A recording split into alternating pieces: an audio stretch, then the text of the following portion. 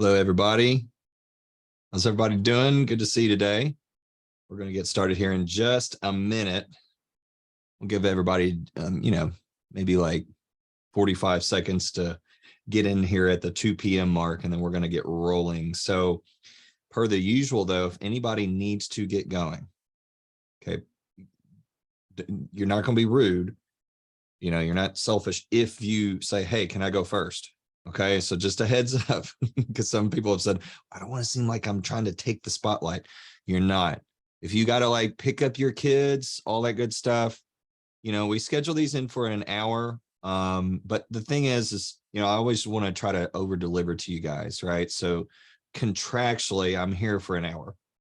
Okay, that's what the contract is. However, I love spending time with you guys. I love being able to try to do stuff to help your business grow as much as possible. So we do usually go over the hour mark, but that's why I try to give everybody the chance. If you can't stick around, don't wait. Okay. You go ahead and I want to make sure that we get to everybody that wants to be gotten to within that 1 hour period of time. Okay. So you're not being selfish if you got to get going. And Tracy, we'll have you go first because you spoke up there in the chat box. Somebody else might have as well, but I saw Tracy's. I see Anne-Marie.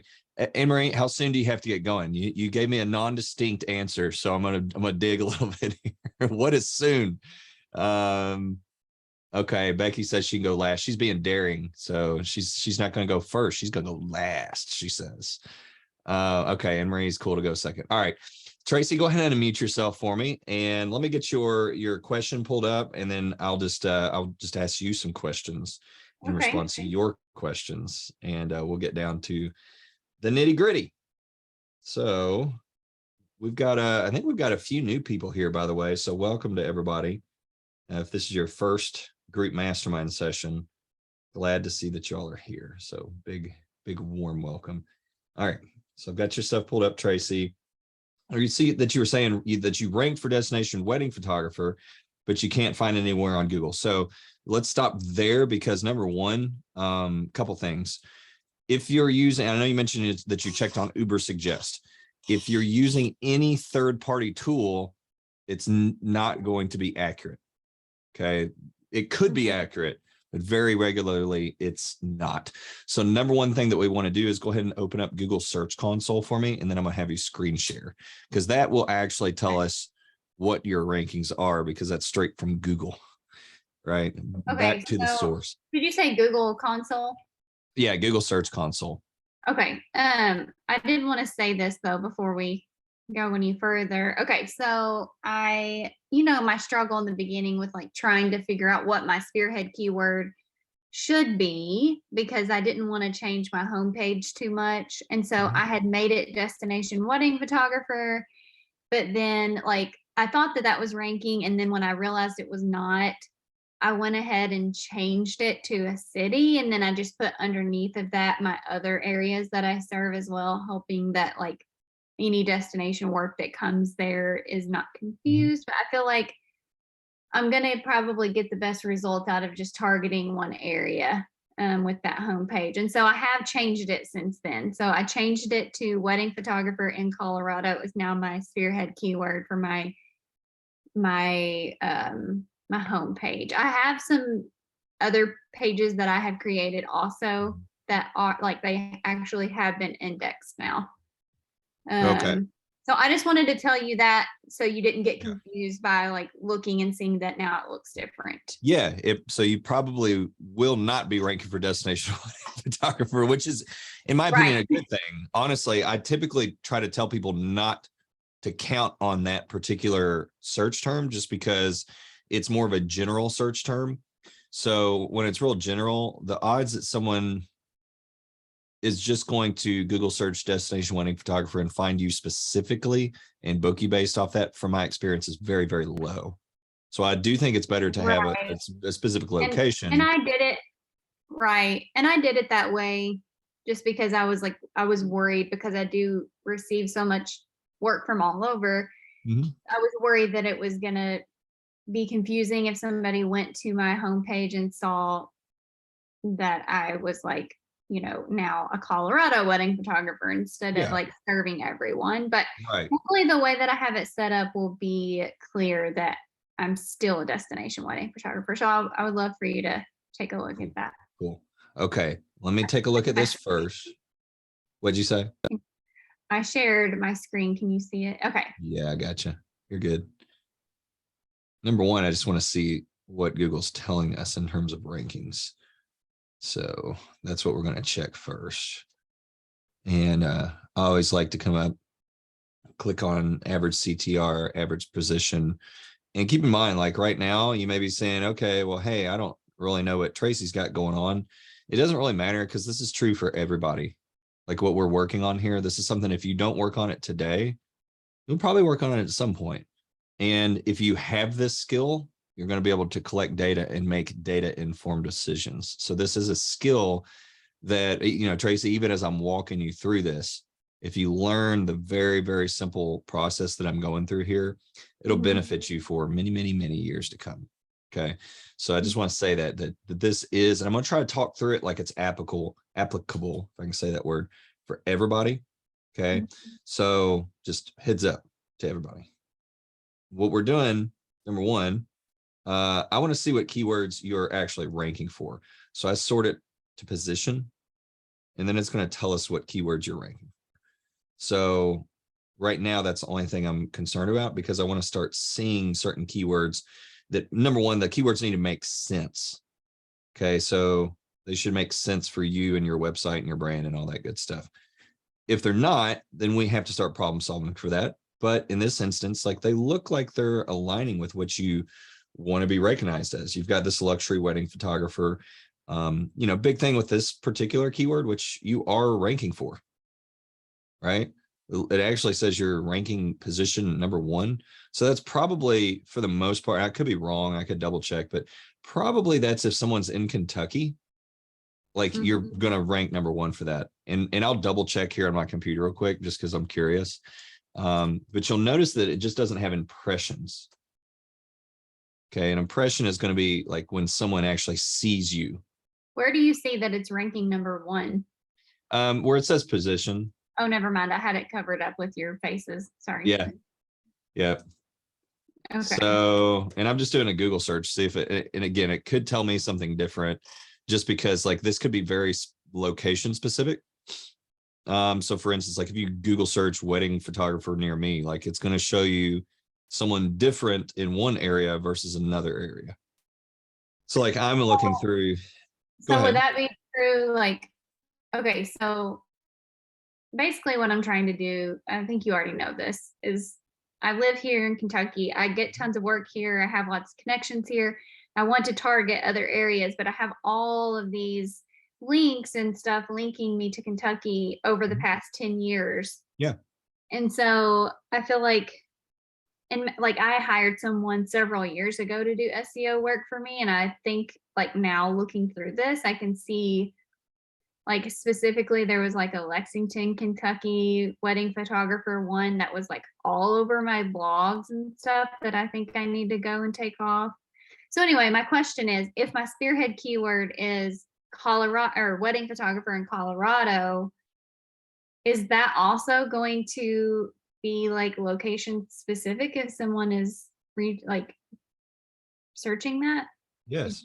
Yeah, that's going to be location specific, but ranking for Kentucky, or having been in Kentucky and, the 10 years worth of stuff, that doesn't hurt you. If anything, it just helps you. So that's not a bad thing.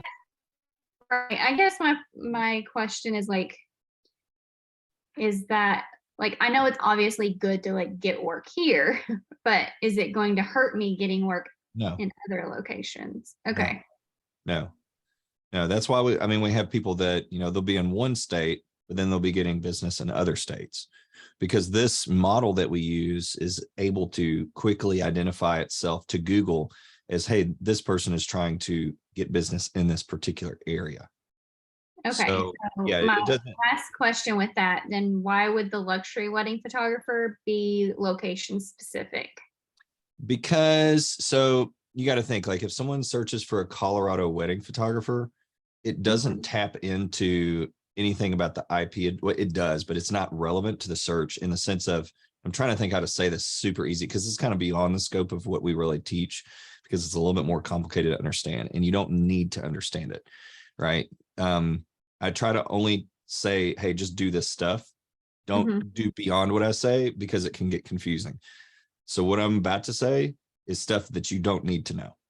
Okay. Okay, so I'm going to still say it for the fun of it, but you don't need to know this. So if anybody hears me saying this and you go, oh my gosh, I'm so confused, all good. Don't worry about it. You don't have to know this. But essentially, like if someone just searches for a wedding photographer or a luxury wedding photographer, Google goes, all right, where's this person searching from? And then they pull up results in that particular area. So if they were in North Dakota searching, it's going to give them probably a couple national results, but also going to give them local results to North Dakota. So on the contrary, though, if someone searches for a Colorado wedding photographer and they're in North Dakota, it's not going to give them North Dakota results. It's going to give them Colorado results. So when you don't give the specific location, it's going to fill it in for you to try to guess which location. So that's where destination wedding photographer, it's tough, because you really gotta, like, it's one thing to just rank, but it's another thing to rank at the national level, which you can do that. I just tend to think that there's not very good quality traffic, because most couples aren't actually going in and going destination wedding photographer.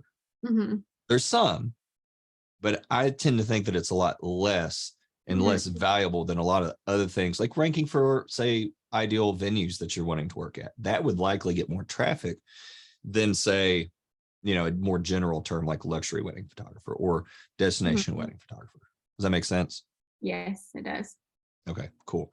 So for you, and I did want to look at a couple more of your keywords real quickly here, just to kind of see what else is showing up. So I'm gonna go to the next page onto this real briefly. I think I did 2 pages. I'm assuming that none of those new keywords are popping up because they were just added like recently. Yes. Okay. That's correct.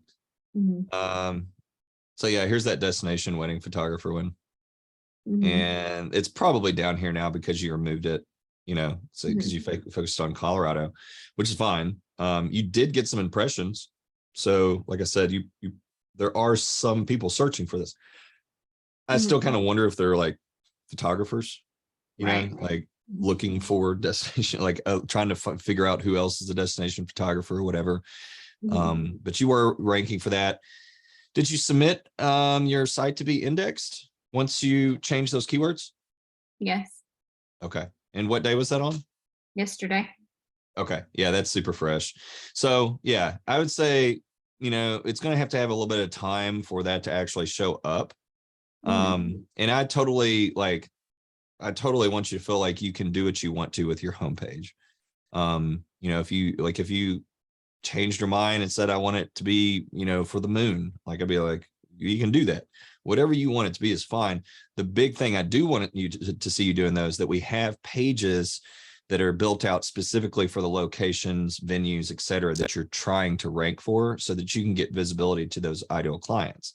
So again, like we just need to have like a Colorado page. Honestly, like if you're trying to hit specific areas in Colorado, so think like, Boulder or Colorado Springs, or again, whichever areas that you're trying to rank in, having pages for each of those specific locations, which is super easy to do. That's literally, I created a few other pages that I was having trouble getting indexed, but now they are indexed as well. So hopefully I start seeing those ranking sometime soon too. So yeah, for sure. Okay. I was gonna maybe see if you could just like take a quick look at my website and see. I'm way ahead of you. Okay, awesome. So yeah, but I'm going to stop screen sharing because it's easy to do on mine. So I'm going to stop your screen sharing and then screen share on mine. Okay, cool. All right.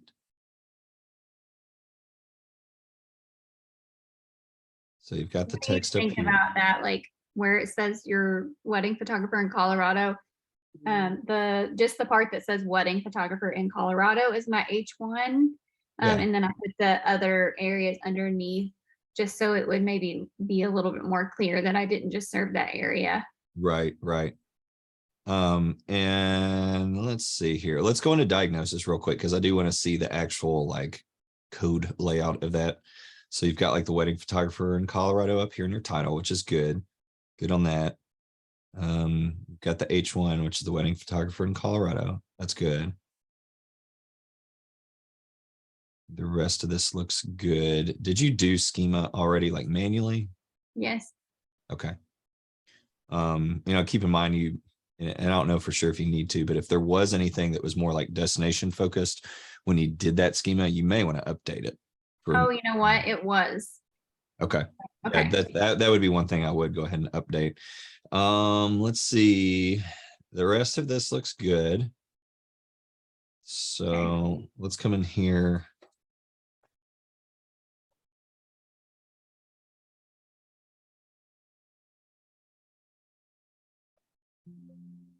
All right. So like the big thing that I'm thinking at this point, because what I think you have is fine. Like even mentioning the other locations here, I think is totally fine. The big thing that I think is your next big move based on what I'm seeing is more than likely just going to be getting in keyword variations, which maybe you've done good at. Like I don't know just for yet, but I do want to do a search to make sure that you're using some of the main keyword variations. So I've put some variations in there and they might fall under the 3-word phrases. okay, cool. Well, I know I did see a couple. So I'm just going to do like sort of an overview of some of the other most common popular keywords that if you're using them, even if if you use some of the other ones less, but we're using these, you'll rank and you'll get seen by more ideal clients essentially at the end of the day. So I want to make sure that you've got those because it's going to help you out a whole lot. So like see Colorado wedding photographer, but then not the plural of photographers. So that I would take note of that one in particular, because that would be a good one to add in. See. How is the density on the, well, I guess it would be under the 4-word, my H1, when I was talking with Code, because I had it in there more like to meet the 5% density, but then whenever I had that call with Cody, he said that he thought that you had mentioned to only have it like 5 to 6 times. Yeah, show it. So show it. And I know exactly what you're talking about. Show it is a little bit funny because it tends to be code heavy, more than likely because of how aesthetically pleasing it is. So again, that's something you don't need to know. But when I see this, I do like to address it and just say, don't focus too much on your density to the exclusion of supportive keywords. Okay. Okay. Now I guarantee you, like at least 4 other people in here right now, you've got the exact same thing going on. Okay. So everybody else should look at this, right? And just kind of follow along, because this is the most common issue that all across the board, this is the most common issue, and it's related to supportive keywords. And sometimes people do some stuff and they go, hey, I'm not seeing my rankings. I'm like, hey, just get some more supportive keywords in there. And that's the sort of the thing that tips them over the edge and they start ranking, right? And I can, refer you all to multiple people that's the case. I'm talking about people in competitive markets being like, well, how come I'm not ranking? It's like, well, you don't have supportive, you haven't really built out your supportive keywords. They do that, and all of a sudden, bam, they start ranking like crazy. Ariel is out in LA is a really good example of this. She kind of struggled to rank. We got her supportive keywords, nailed down, and all of a sudden, now she's like, last I looked, it was like Wedding Wire, The Knot, and then her in LA, which is a competitive market. She's only been in business like a year and a half. So I think I know your answer to this, but you don't suggest like hiding them like on your website, correct? You want them like actually visible. Yes. Okay. Yeah. But you could probably sacrifice, maybe like 2 of these and use them for supportive keywords. Okay. So that would be the first thing that I notice. I think you've got wedding photographers in Colorado. You've got wedding photographer, the singular. not wedding photography. And again, you can do these like with the preposition in with and here's the thing, the more variations you use, the more that you'll show up for, because some people will do a wedding photography Colorado search. Some people will do wedding photography in Colorado search. If you're ranking well for both versions, which typically if you use each variation, you'll rank for each one better. So if we use those, which again, we don't want it to be spammy. Okay. So keep in mind, like phase one of your transformation here is kind of like, let's just get the stuff in there. Then let's work on crafting it so it looks really natural. I'm kind of one of those people, I'm like, the best thing to do is just to do something, you know, it's like when I do family formals, I literally just say, hey, everybody, just go stand in a spot, you know, especially the larger family formals. I'm like, just go pick a spot. If you look bad there, I'll move you, you know, because if you don't say that, everybody kind of like, you know, where do you, and I'm like, no, it's easier just to get everybody there, because 95+% of the people will look great. And then you go, so-and-so needs to move. We can't see their face. Well, you know, this guy's like 7 foot tall. He can't really be in front of this lady that's like 4 foot tall. And we just make adjustments as we go along. I found that to be the quickest, fastest way to do things. Same thing with like keywords and just SEO in general. It's like, let's do some stuff initially and then analyze how people are interacting with it. And then we start making tweaks and moving things around. So back to keyword structuring here, you know, again, we can take away, you know, maybe 2 of these repeats, use some variations. We've got the wedding photography, Colorado, wedding photography in Colorado. We've also got like the Colorado wedding photography is in there. Photographers is not. Okay. You didn't see it on my free word. Okay. I thought I had that one in there. Not the plural. So, you know, that's 3 there that you could just swap out, you know, 2 of the spearhead keywords, then maybe just add another one in there in a sort of you know, not hidden, but nondescript, non-sticky outy place. And that's going to help you out. Of course, then submit it to be indexed. Right. Right. So any other questions about that in particular? I don't think so. Cool. But you know once you've got that down, what I would like to do is, of course, we need to reevaluate where you're ranking at on Google. Okay. And again, this same thing I'm doing with Tracy here is kind of what we want for everybody. We want everybody going through this sort of process, right? So sometimes people go, I don't know the questions to ask. We'll just listen to other questions that other people are asking that we're walking through, and it will tell you 99% of the time what you probably should be asking as well. So phase one here is let's get the keyword structuring and good. You've done, you know, your website's gorgeous. Like there's no doubt about it. Looks gorgeous.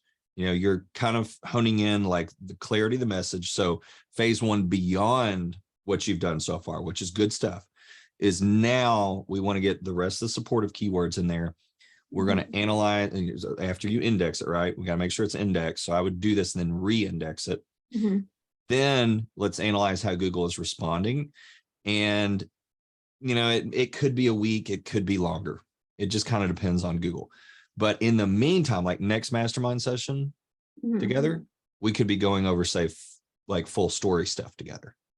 Okay. Seeing how people are interacting. That made me think of another question. So when I did the schema thing and it wanted me to put it in that specific location on my website, I replaced the full story. I know I shouldn't have done that, but I didn't know. No, don't do that. Don't do that. You can have both of those codes in there. So just space it down and put the other one underneath? Exactly. Okay. Yes. Yeah. And, you know, we've had some show it users say that they do need to put both. Excuse me, not both, but you need to put the show it code on like every page. Okay. I have had some people say they didn't have to do that. You know, it's like, we're getting mixed messages. And to me, I think the safe thing is to at least put it on all your major pages that you want to track people through. Okay. Okay. So I'm not saying you need to literally put it on every single page, but I would put it on all your major pages, homepage, experience page, about, contact. You know, if there's some popular blogs, they tend to go on. Like the more data that we have, the better, because then we can, all we're doing is we're just saying like, okay, instead of just guessing, let's actually analyze where people are maybe they're already engaging with your site well. We don't want to break that. And it's not always intuitive. Okay. I tell the story of, I made 2 ads one time for Facebook. People get into my Facebook a lot of times by a Facebook ad, my Facebook group. They get in by a Facebook ad, and one ad that I made was like really well produced and looked really good and all, looked very, very nice. And then the other one was like a terrible cell phone video. Guess which one worked better? The phone video. Take a guess. Which one would you say? The phone video. The cell phone video. Yeah. Okay. And there's reasons, there's psychological reasons behind that. But the point is, we don't want to assume anything about how people interact with your website. We want to look at it. That's where things like Full Story, Google Analytics, that's where those come in, because it helps us pinpoint the exact area of your website that could be a trouble spot, or can stand to be improved, so that people are connecting with you and your brand, therefore becoming dream clients and paying you more money. Make sense? Mm-hmm. Yep. Cool. So get the other supportive keywords in there. Submit it to be indexed. We'll kind of let Google do its thing on that front. If you have some other pages, I would just make sure that they also have support. I know you mentioned you did some other locations. I would do the same thing. Make sure they've got supportive keywords. Once we've got this kind of nailed down, I'd really like to sort of encourage you and walk through doing some of like the venue, like ranking for some of the venues, because I think that's going to be really integral for your business as you're trying to like target these specific areas. Does that make sense? Yes. Okay. Are you cool with that, or is there anything else that we need to cover for now? No, I think that answered all my questions. I appreciate it. Awesome. Okay. Well, I appreciate you, Tracy, and I look forward to seeing you again here soon. Okay. Right. Thank you. No problemo. All right. I know he said, I think it was Anne Marie was going to be second, right? Yeah, thank you. I have to leave Cool. for school pickup in like 20 minutes. So I get it. Well, we're gonna cover as much as we possibly can. Cool. So hopefully it does not feel like drinking from a fire hose. But no promises on that. Okay. I'm pulling up your site as well. Okay. Go ahead and open up, just like we did with Tracy. Number one, I want to look at Google Search Console, get some data in there. I've got it. I probably gotta. What was your spearhead keyword? Well, it's Delaware family photographer, Mhm. but this is like this is the problem, is the search volume is so low. So What was it? You remember the search volume? I think it's like 50. Okay. Okay. For one, right? Yeah. Okay. And I believe we did go over your numbers together whenever we spoke. Is that correct? I think when you and I first spoke, before I joined. Okay. Because I know we kind of looked at like the different numbers, and we went, well, if you could get tap into this, multiple words, so that's where the blogging comes in. And well, I don't even think you would need to do blogging. You can, don't get me wrong. There's a place for blogging and it can help, but typically to get the most amount of traffic that converts at the highest levels, your local keywords, like local, again, that's what I hope for. It's Delaware just that there's so many little areas with low volume, nearby areas with low volume. So I've been, like I created my families page to target Philly, because that's what we had talked about. I had created my newborns page to target Philly. And then some of those featured galleries are targeting other nearby keywords like Chester County, PA, surround the areas that I want to work in, basically. Right. So I am doing that, although none of those keywords are really ranking. And I'm still, when I look here, I'm still just getting like beach session after beach session for inquiries. And that's where my fall calendar is really heavily booked. So it's not like I don't have work. It's just, I am beat from driving. That's why I've had like less time to dedicate to this program, because I'm literally on the road constantly. Yes, for sure. You're on the road a lot. It's like, need to get you kind of ranking to where you don't just have the beach sessions, because once fall is past, then I need local like newborn sessions to get me through. Yeah. Well, a lot of times it's just nuance type stuff. Every single person, even people that, are super successful when it comes to SEO, it's like they still have to go through sort of this, we get it out and then we massage it into place process. So, you know, that's kind of where you're at now. It's like, you know, you've worked through some stuff. I know you're busy, right? But it's like, we want to make sure that you do actually target people that are going to be converting well. And so Yeah, that's what I I'm want getting fewer inquiries, but the inquiries I'm getting are mostly booking. So that's good. You know, like I put a starting price on my page, that's pretty much tanked my inquiries, but before I was wasting so much time on people that are never going to spend that on family photos. So it's like a good, you know, my conversion rate is better, Okay. but it's lower. Yes. Yes. Okay.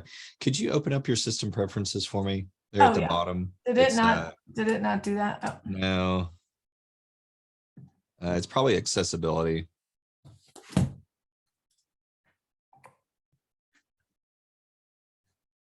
Is that it? Did you click on accessibility on the left-hand side? Mm. Last time it took me right up to oh, thank you. That's it. Okay. All right. Let's see if it lets me click. Yeah, there we go. Okay, perfect.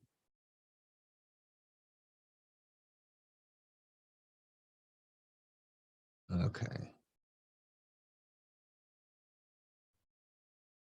We're gonna look at queries. Of course, you got the beach stuff. Beach. I'm like, I cannot be at the beach so many days a week. Yep. Delaware family.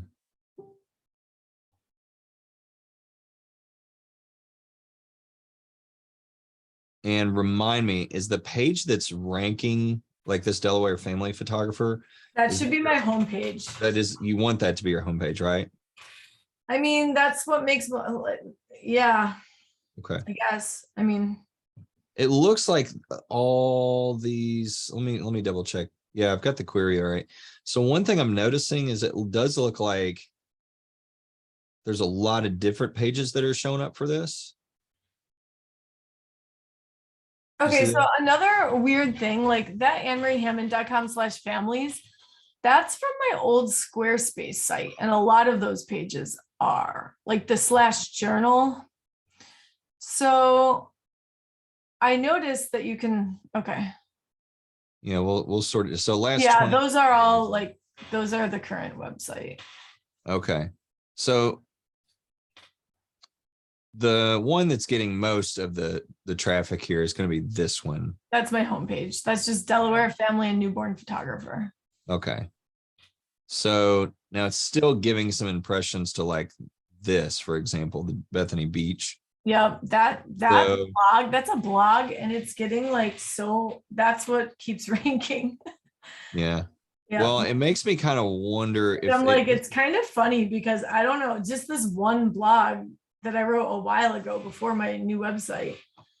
It's I didn't even optimize it too well for anything, but it's doing well. But it does well. Yeah. Okay.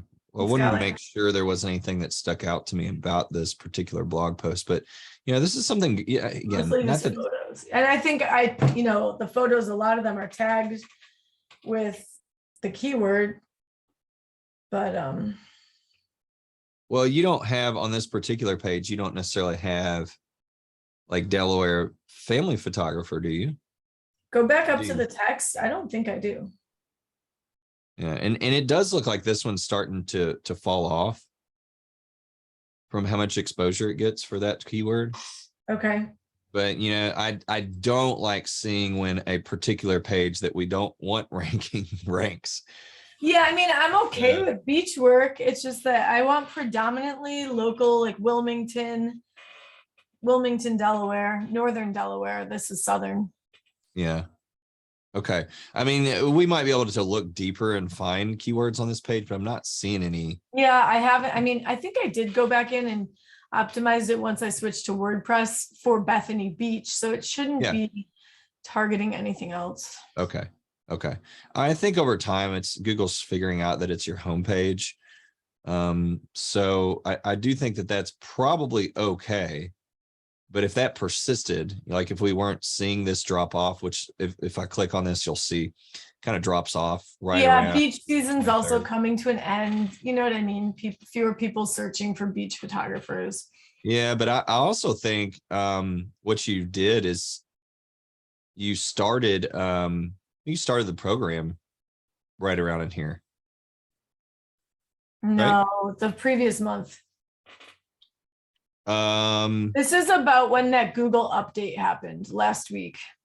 well, let's see. So you started on what day did you do your orientation? Do you remember? It was early August. Okay.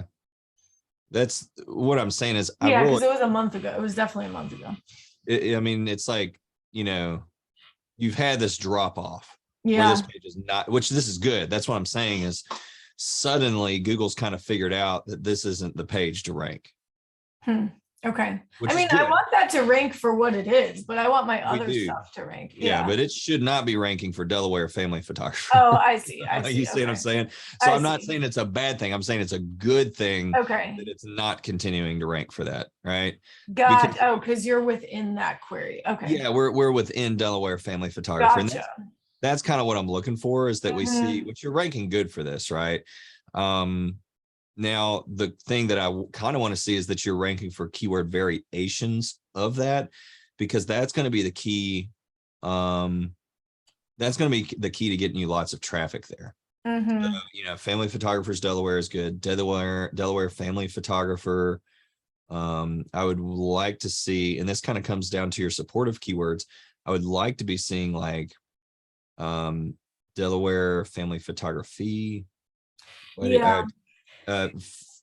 family photographers Delaware, like the plural. So this tells me that it's like, and you may say this is not the case because I don't know, because I haven't looked yet, but usually when I see this, it means that we haven't used enough supportive keywords to Yeah, it's possible. to justify ranking for those variations. And you do have lower search volume, but the thing is I mean, we've seen people with fairly low search volume end up getting a decent amount of bookings, but usually you really gotta, you got a keyword pool, Okay. like OOL, which is ranking for all those different variations, which you want to do anyhow, because you'll rank higher. Like if you're trying to rank for a competitive market, again, like let's say LA, you'll rank better for the main keyword if you also are using the supportives. Plus, you'll rank for more keywords, which gets you more traffic. And it's obviously much more true for you, not necessarily from a competition standpoint, but from tapping into all the potential traffic, because you're missing out on people. From what I can tell here, you're missing out on people that are searching for, family photography Delaware.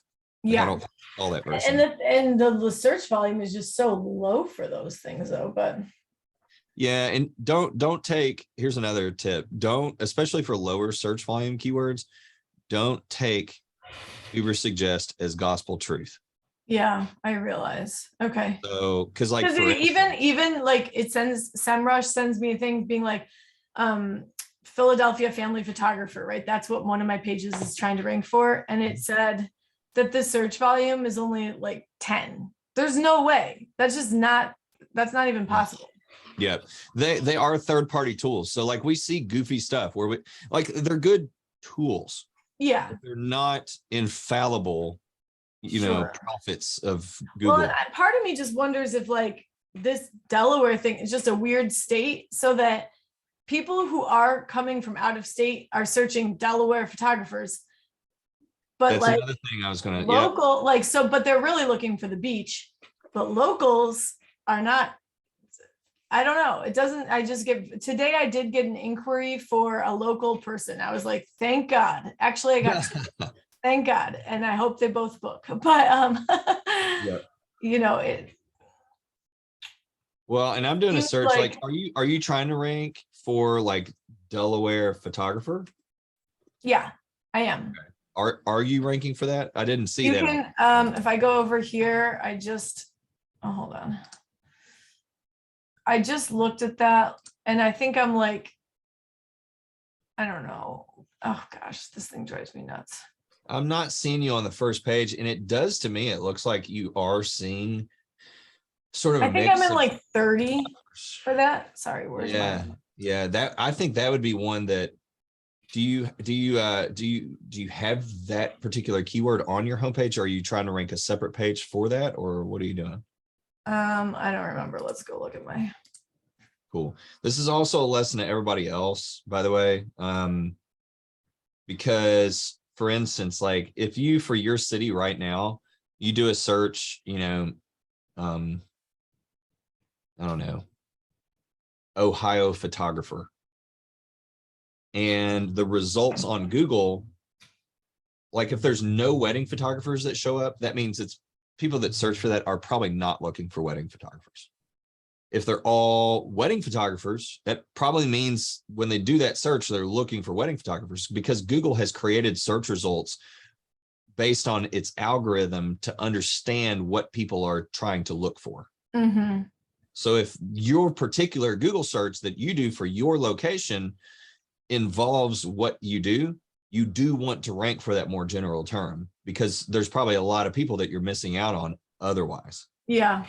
So, and Well, for you, I had thought about just changing my keyword to Delaware photographer, but then, and the search volume is a lot higher, but I was getting a lot of random stuff, you know? Yeah. Well, I mean, I am seeing wedding photographers, but I am seeing families as well. So, you know, I don't think you need to change your keyword. I think that we need to. Yeah. How would I incorporate that then? Yeah. So like, there's two things you can do, because I see you have 480 searches for, say, Delaware photographer alone. Right. What I would do is I would duplicate the page. Okay. Okay. And just rank it for Delaware photographer and the related keywords. Now you can actually be more general about, like, you can talk about doing newborns, you can talk about doing families, etc. You know, but the main target keywords are Delaware photographer, Delaware photographers, you know, Delaware photography. I don't know if I said that one yet. Photographer in Delaware. Yep. Photographer Delaware. Yeah, and that's in my meta description, I think, of the site, you know, is like one of the best photographers in Delaware or something like that. So yeah, but it won't make you rank for that. And you know, meta description, according to Google, does not help you rank. Oh, really? Okay. Yeah. So kind of one of those things. A lot of people think it does, but it doesn't. So that, if it's me, because I do see that a lot of those results are family photographers. Mm-hmm. I would be ranking for that for sure, and that's a lot more volume. So yeah, maybe only, well, let's say maybe only half of those are actually looking for family photographers. Sure. It's still 240 searches per month. Right. Like for one keyword. So, and I'm seeing, again, like if I go look at it, I'm seeing them. I don't know, who's Ashley Harrison. Do you know who that is? Yeah, she's a friend. Family? She's like studio IPS family photographer. Yeah. Okay. So she's one of the higher results. So to me, I'm like, yeah, I mean, Google is showing people family photographers. Another one is Moonloop Photo. Know who that is? No, I don't. Becca Matthias. Yep, I know her. Family or what? Yeah, families, couples, weddings, a whole, like all of it. Okay. Commercial. She does everything. Laura Navarre. I don't know who that is. Yeah. Well, I mean, we know that we've at least got a couple of family photographers on there. Yeah. Right? Mm-hmm. So again, you know, I would make a separate page and rank that specifically. You would, versus, so just duplicate my homepage then. Yeah, duplicate. And I don't have to have it linked anywhere on my site? No. Okay. Nope. Just submit it to Google for indexing. Yes. Yeah. And we'll need to watch it. You know, I need to analyze it, because that's how we do things. Like we need to submit it. Yeah. Like we need to do it, and then we need to submit it. And then I need to be able to see how Google's. Because like I recently renamed these, it used to just be /families, but I recently renamed my families page Philadelphia family photographer, Philadelphia newborn photographer, and I resubmitted for indexing. But I'm not seeing, I mean, that was maybe over, that was after the last mastermind. It was probably those, let me make sure, Anne Marie, are those like, and I'm clicking it here on like on your website, but on my computer. Okay. Like if I click on families, that goes to Philadelphia family photographer. Now, if it were me, now you can try this, but I think you're going to have a harder time ranking this. because number one, like if they're on the homepage, it's like Delaware, right? Then they Yeah. click families and it switches over to Philadelphia. So it's kind of Right. like, a second, It's confusing, right? it's confusing. So like I wouldn't do it that way. I would keep your experience page more neutral and not try to rank it necessarily. Instead, I would have a Philadelphia family photographer, which I mean, like you could almost just duplicate this, but leave it unlinked. So it's not in the navigation. Okay. So that way, you don't necessarily have to redo this entire page, but I'm So just saying. you would take this family's page and the newborns page and not try to rank them, just okay. Not the experience pages. But So then like duplicate those experience pages with, like, basically make a duplicate of this, leave it, and then on this one, erase the keyword. Yes. Because Okay. we don't want to confuse people, right? Because they're like, wait a second. But should I rank this for Delaware newborn photographer? No, I would not do that either. And the reason is number one, right now, your homepage, and here's another thing and I don't know if you're ranking page one for both of these, but I am. I'm pretty sure I am. okay. But you can check for me. If it's ranking for both of these I probably would just leave it. Okay. Generally though, when people try to rank for like family, yeah, I know that's what they told me in the last mastermind. It wasn't you, the other guy, but I said, well, from what I can tell, I am on, I think, and you can double check because I don't have all the same tools you do, that my newborn is still ranking. Yep. Let me check it real quick. Delaware newborn photographer. If in the case that one day it didn't rank well, okay, which if the competition isn't super high, you should be fine. But I tend to always say, hey, it's better to make them specific. Yeah, I get that. Because like you are ranking, you're kind of like you're right dead in the middle. I think I'm like 7 or something like that. Yeah, which is that's like the worst place to be actually, because you're in the middle. So people look at the top and the bottom. So, but I don't want you putting too much on your plate right now, right? So I'm trying to say, here's your biggest thing to work on versus saying, here's all. I can tell you all the things, but I also don't want you to feel like you're like getting, just slammed with all the things that you could do. It's good. Yeah. Yeah. So I'm trying to say, okay, cool. You could do this, but I also don't want you to spin your wheels and really get overwhelmed. I want to focus on the things that are going to get you the biggest results in the least amount of time. So I'm trying to, as I'm giving you things, trying to filter through them for you. So I'm doing a lot of that work for your brain so that you can just kind of making a list. Okay. So that's what I'm trying to say is, would it benefit you if you did like a Delaware family photographer page and then a separate, Delaware newborn photographer page? Probably, but I would not do that just yet. Yeah. However, I wouldn't do like right now, the way you have it, I would not make this page, for example, like I wouldn't make it Delaware either, because like, let's say someone finds your Philadelphia newborn photographer page and then clicks on newborns for some reason, because people will do that kind of stuff. And now it says Delaware. So now they're like, wait a second. Oh, I see. You see? So it's like, I would just, I would keep the newborns and the families more general. Okay. And not even really try to rank those.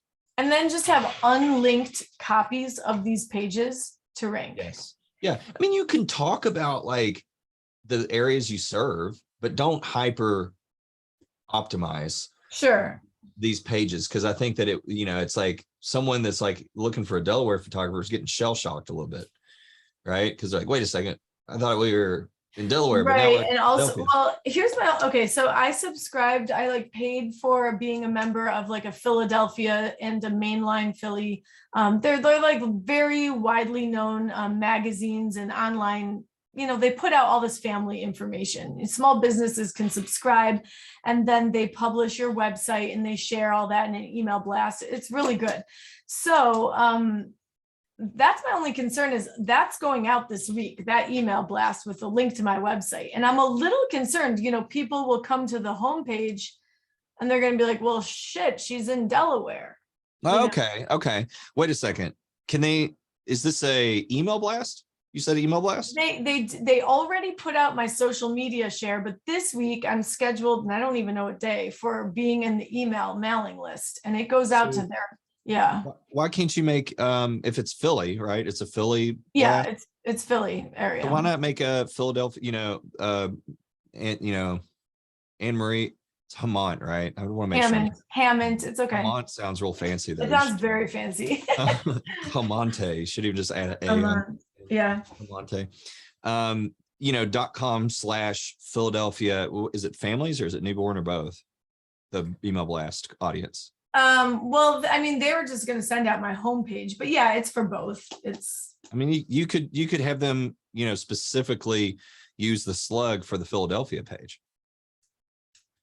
Okay. But then they'd be going to one of these specialized pages instead of a homepage. Right now they would be. So should I cut? So maybe instead of duplicating the families and newborns, do I need to duplicate the homepage? Well, and then they would click through to families or newborns, and they would get yeah. Like to me, that's a little bit more work, and if you're kind of in a rush right now, I hate to have you like, they send out this email blast and you miss out on, let's say you miss out on 5 customers because they're confused because it's like, wait, Delaware. Yeah. Right? That's what I'm concerned about. So like, here's exactly what I would do if I was in your situation. I would duplicate the family's newborn page. Okay. Now change the slug. So like, instead of it being, Anne Marie. Well, that's what the slug should be, really. Yeah. But I'm saying that like your family's page now should just be, AnneMarieHammond.com/families. Like it used to be. Okay. Yeah. Okay. Same for newborns, right? But then have this duplicated page, Philadelphia family photographer. Mm-hmm. And now if you had enough time to change it all up, like duplicate your homepage and change the slug, fine. But if it's like going out tomorrow and you don't even know about like when it's going out, and stuff, exactly. I'm like, shoot, just get them to the right place right now. And then you could because honestly, here's what you could do. You could, when you've got time, you can duplicate the homepage and just, now change that to Philadelphia family photographer and just delete this page. You could, if you need to copy anything over, you can, but at that point now, like, I mean, look, if you've got time and you want to duplicate the homepage, make that Philadelphia family photographer, go for it. But I'm just trying to give you the best advice based on. And for now, it's okay that the pictures are the same and everything. Yeah, pictures, that's fine. I say it's good to sort of like change up the text a little, but honestly, I've never seen an issue. Like my duplicated location page is like 98.9% the exact same text, pictures, everything.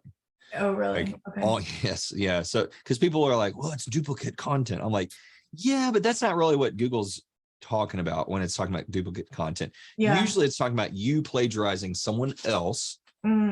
Sure. Or you've got like the exact same page with the exact same location, spearhead, everything's the same, right? Because then it's kind of like, that's freaking Google out and it makes no sense. So if you're plagiarizing or confusing Google, that's when duplicate content is an issue.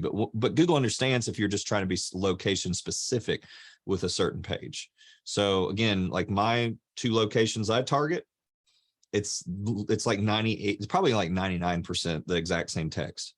Okay. Pictures, everything. And so like, I mean, I don't want to take up any more time today, but we can talk more. Like, I guess, so already I have this page and it's not ranking and I don't know what else I need to do to make it rank, like the metadata, the alt text in the pictures, you can't be putting in there like Philadelphia all the time, right? Well, you can like use standing keywords, in a field outside of, for example, I was just doing alt text the other day. Standing in a field, in a golden field at sunset outside of Philadelphia. Would that make sense or no? Yeah, you can say that, but you can also say something like woman in dress, woman in white, and you can put the brand of the dress if if you want to. So sure. You can be more elaborate than what I'm saying, but woman with little girl in field in Philadelphia, photo taken by Anne Marie Hammond. Yeah. Like you can use those. You don't want to be like really spammy, right? Like if you're, and I've heard someone teach this one time and I corrected them and they were like, oh, that's not what I'm saying. Like they were teaching to do this. And I'm like, you can't do that. So you don't want to just throw a bunch of keywords in there, and you don't need to do that to every single image, right? But you can use, like I have some where I'm like there's a picture of Michelle and I on my website. And I'm pretty sure if I remember correctly, like the alt text is like Louisville wedding, photo of Louisville wedding photographers, Jeff and Michelle. Oh yeah. Yeah. Perfect. Okay. And like, I'm pretty sure last I checked that, like if you Google search Louisville wedding photographer, which given nobody messaged me and be like, it's not there, Jeff. I'm pretty sure it, right? Like if you Google search Louisville wedding photographer, that it shows up, like that picture of Michelle and I shows up. Yeah. So I'm just, we can chat more about how to improve the ranking on these Philly pages, because that I feel like is where more of the target market is going to end up coming from. Yeah. Well, and we can chat more about it, but I will say, like doing what we've talked about today and making sure that it has the supportive keywords built into it is what we want to do. From there, it's just a matter of building like some internal links and making sure you have some direct backlinks to this specific page. Okay. So Pinterest, to the specific, right? Like Philadelphia family. Yeah. It could be Pinterest links, right? Yeah. Pinterest links count. There's other places to get links. I mean, we've mentioned P-Base is like a new backlink that we found that's like super high domain authority that you can just make. You can make it for any page that you want to. You can make it for multiple pages. So, and it's super high domain. It's like I think it's in the 70s for domain authority. So if you really want some heavy backlink juice, and we are in the process of aggregating more backlinks like this to help you guys out. And we're also, another thing we're looking at doing is offering a service where we get you backlinks. Like where we offer to get you backlinks. Yeah, right? Outsource it. Cool. Yeah. Well, I mean, essentially where it's a few things. One thing is like, you don't necessarily have to get the backlinks yourself because it takes up time. It's a little bit annoying, right? Number two, we've been like, well, shoot, like, especially if you're in a more competitive market, maybe it would help to where you didn't feel like you're chasing them all down. We could just get them for you on a monthly basis, which kind of gives you a little bit of that like peace of mind. Like, okay, like even if it is a high competitive market, we're sort of ensuring that we help maintain the top spot. Yeah. Much less the first page of Google, like climbing up the first page, maintaining that spot. So just kind of saying a little bit of a preview, that's stuff that we have coming down the pike.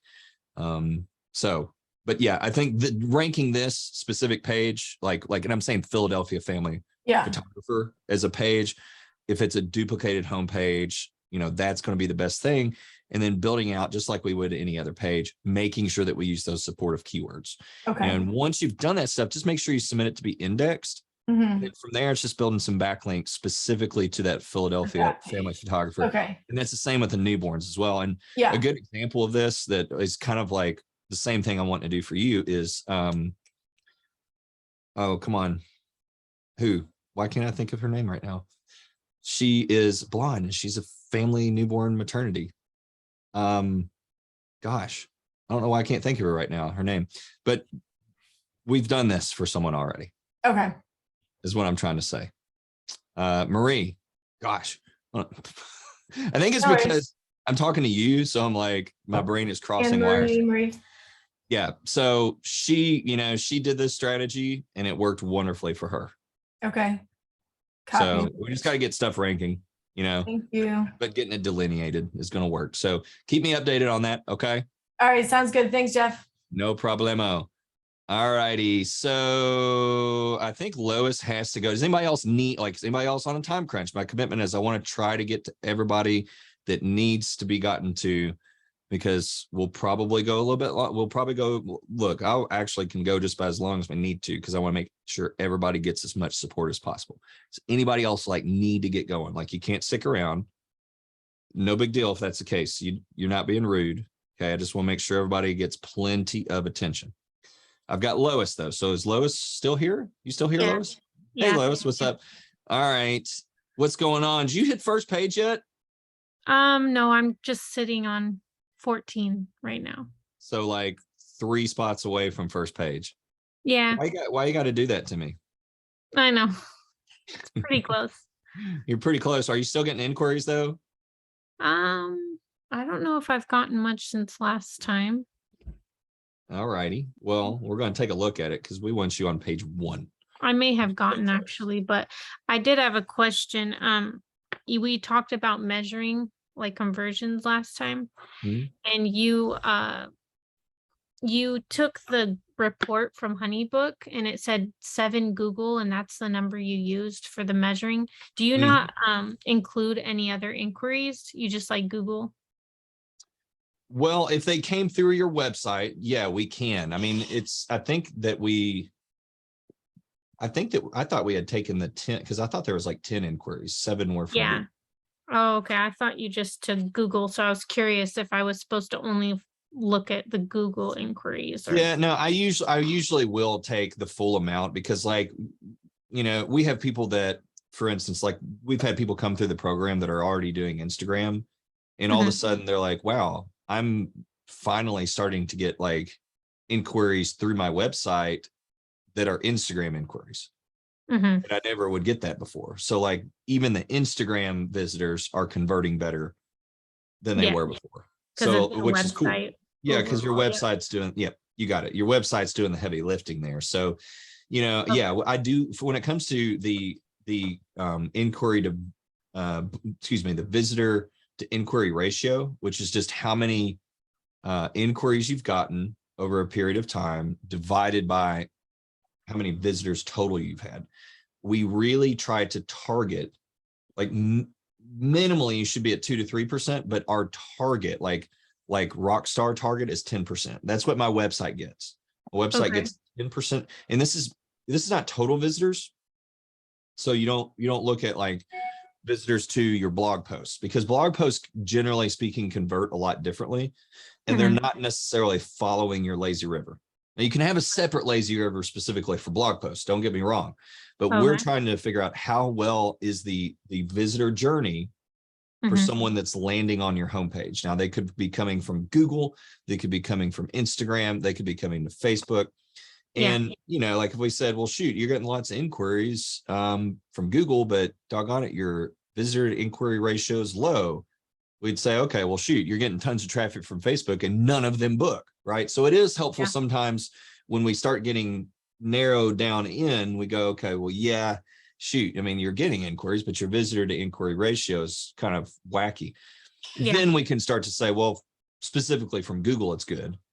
And Mhm. you could on your own time, like if you were really trying, if somebody said, I'm really trying to optimize, how many of the people from Instagram actually inquire through my website, you could do that on your own time too, like because you know how to do the math, because you're going, Yeah. okay, well, shoot, well, the Instagram people are only converting at 1%, Mhm.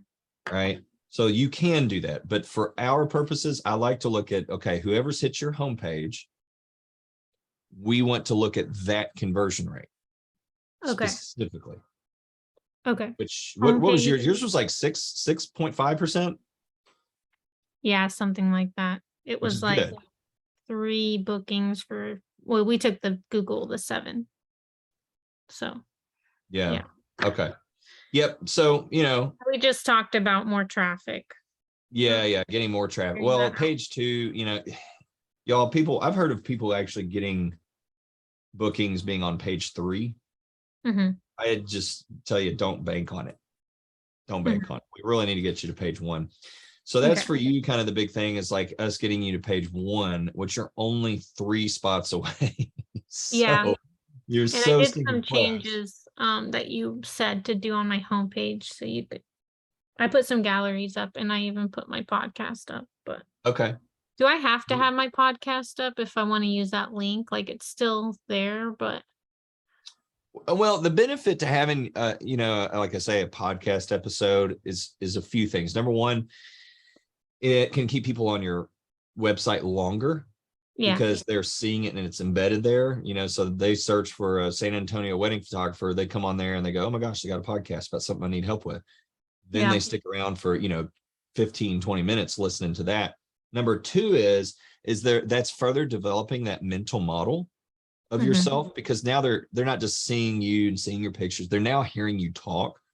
Yeah. And if y'all follow any podcasters, Jenna Kutcher or whoever it may be, like you know, or somebody mentioned Jasmine Star one mastermind session. It's like, you really kind of feel like you're getting to know that person.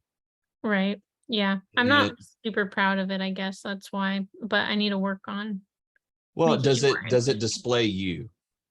I'm kind of just going on, I'm talking about some tips on like how to have a stress-free wedding day, but I'm kind of, it's just me. So I feel like I'm not very interesting. And then the beginning got deleted. So I like, like redid it, but it was kind of Oh rushed. no. So I'm Yeah. like, I don't like the beginning, but it's probably good enough. Yes, it probably is. Yeah. And so you're usually your own biggest critic. Yeah. And so the best thing, generally speaking, is just to take action. So, I Okay. mean, don't hear me wrong. Like, if you want to do more with it, go for it. But I tend to say, look, if you're doing something, and we see your metrics on your site improving, so we see your bounce rate, your session duration, all that stuff's looking good, then that's awesome. And from what I remember last time we spoke, like, yours is really good. I Yeah. think the main thing for you right now is you're just in a fairly competitive market. And I'll Mhm. pull it up here again just to make sure that I'm recalling, because you were trying to rank for like wedding photographer San Antonio and stuff like that, right? Yeah. Yeah. So wedding photographer San Antonio. You got this massive search volume of like 1,000 searches for one keyword. So you have Mhm. no problem with all that. Once it loads, I'll be able to see the competition. But yeah, so like, you've got which one, do you know which exact keyword you're on page 2 for? Yeah, wedding photographer in San Antonio. And then Okay. I even have, well, never mind.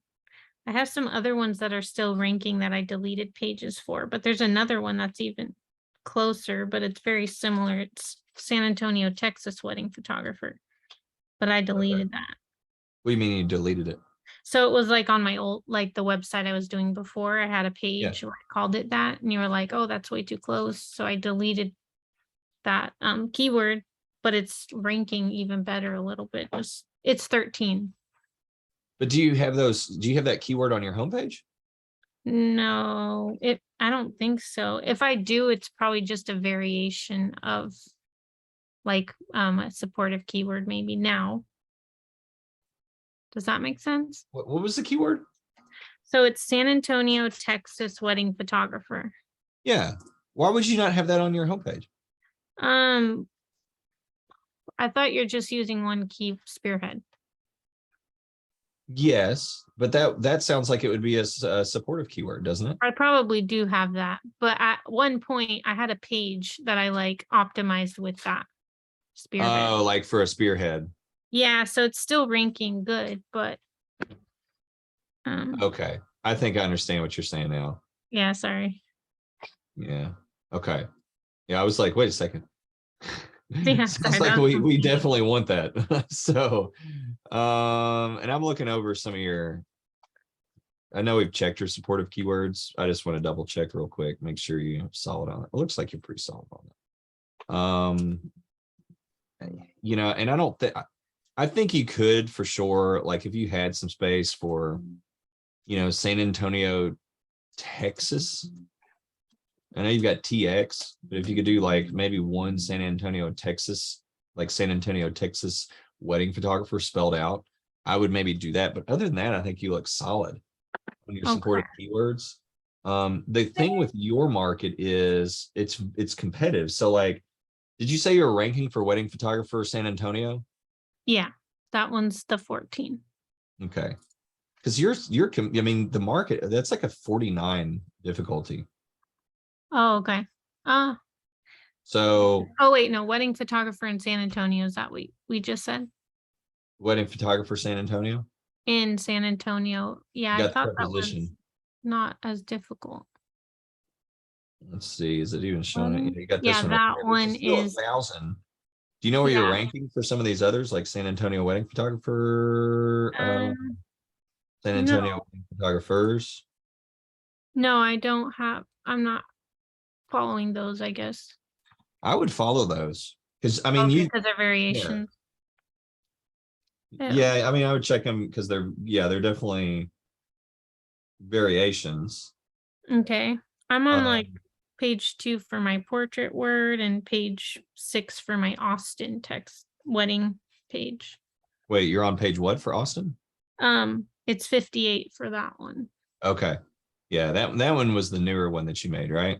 Yeah, and I maybe even need to fix, I don't know, maybe I need to look at it better. Okay. Okay. Yeah, I mean, and honestly, like once you're ranking for first page for San Antonio, I mean that I really want to focus everything on that for right now because it's such Yeah. high volume. Yeah. I mean, it's just killer volume. So like that alone is going to be massive for you. I'm just trying to see a couple of these keywords that you're ranking for on here. Yeah, you're number 12 for San Antonio wedding photographer. Oh, okay. So where is that one? San Antonio wedding photographer. Yeah, so that's that one, which is a 16. So I'm curious how that is. Is that because I just mentioned a supportive word on my homepage and it just puts it up there? Well, yeah, if you're using the supportive key, that's what I'm trying to say. If you use those supportive keywords, that'll help you rank for those. Okay. You're ranking 14 for wedding photographer, San Antonio. So let's see. And I'm just trying to get a lay of the land. I'm like putting these into SEO quick, you know. So I'm just trying to get an idea because like the fact that you're ranking so high, like quite honestly, the only like if I were to do anything, it would be to just keep getting backlinks.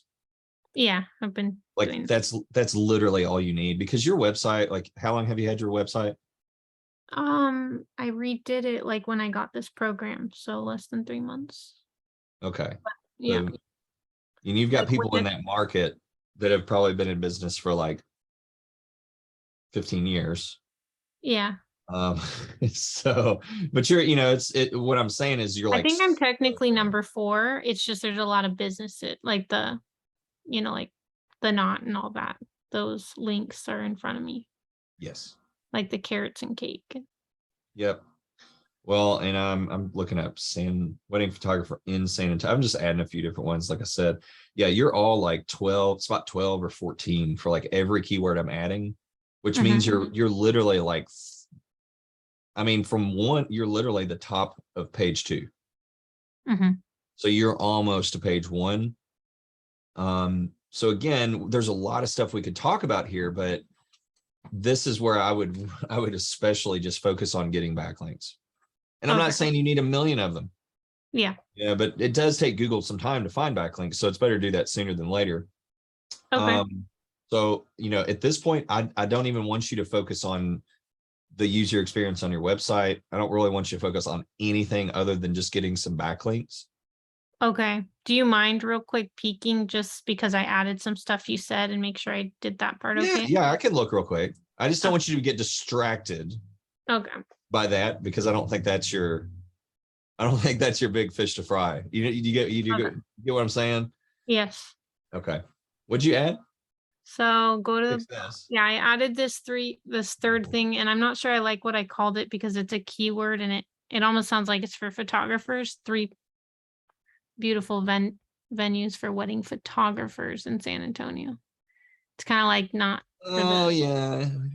So maybe I should stick that somewhere. Yeah, I'd probably do. Don't put the keyword there, basically. Beautiful venues for the best wedding photos in San Antonio. Yeah, so I'll stick you know that. what I'm saying? Like something like that would be, I think that would be fine. Okay. But really like your description below it is better to try to fit in like keywords.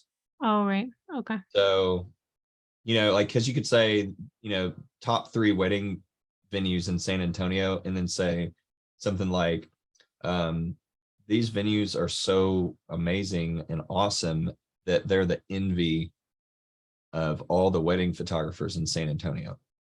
Okay. See that? Yeah. You know, because they all want to shoot there. Like you could say something. So like, you know, your photos are going to be awesome because all the photographers want to shoot there. Oh, okay. That makes sense. Yeah. But that looks good. Aesthetically, this looks, you know, it looks solid. It makes a lot more sense now. Okay. I know we then I talked added about a couple galleries. Yeah. which I need to describe better. I haven't finished. But. Yeah. I mean, you could even, and we'll see how this pans out. A lot of times these kind of confuse people, I've noticed. And Yeah. like people don't interact with, like sometimes, a lot of times they won't even notice the arrows. This can be Oh, especially true on mobile. Okay, so maybe the one below it is better, that layout. There's they're just like spread out. Yeah. But And I don't know if it's too big. Like I don't know how many the photos. thing about, yeah, so Lois, the thing about this is like adding all these photos in here. The only problem is that sometimes less is more. Yeah, So like it looks messy now. Yeah, I think it's too much, and it will slow your page down quite a bit. Oh, okay. So yeah, and this is again, this kind of a thing for everybody. Usually less is more. okay. The less you show to a certain extent. Like if people don't, like if you have no photos on your website, like that's an issue, right? But yeah, typically less is more. So that's why I like having galleries that is kind of like just a picture and then a description of the couple that shows that you're invested in the couple, and then a description of the venue itself. Okay, so like a blog post, like you then it goes to a blog post. Yeah, and you put that venue, because this, I know this is an intimate or private ranch, so you can't really use that. But if like here's Hoffman Ranch, like if there's other weddings there, the little gallery link, and I'll show you like how I did it on mine, just to give everybody a visual. Does that take you off the homepage though, if you're linking to something else? Yeah, for sure, which is good. They can go, they can go off the homepage. Yeah, so like here's wedding at Udell, right? So I talk about the couple a little bit, and then I talk about why the venue is so awesome. So wedding at Udell, so like that helps me rank on Google for this blog post. Okay, but don't you want them to stay there on your homepage? There's no. We are totally fine with them going to different parts of our site. Okay, so it's session duration for the whole site. Oh yeah. Yes. Oh, gotcha. Okay. Yeah, you do not need to keep them on your homepage. So that's why we like to direct them to the experience page. We do want them clicking around. So, it's fine for them to go through, look at some of their favorite photos and stuff like that. So they can kind of go, oh, I like these. And then, you just want to have calls to action, essentially. You want to keep them moving on your site. So, but yeah, you don't want everything all on one page like this, because that's going to slow your website down quite a bit. Yeah. And I don't like the way it looks either, but yeah. Okay.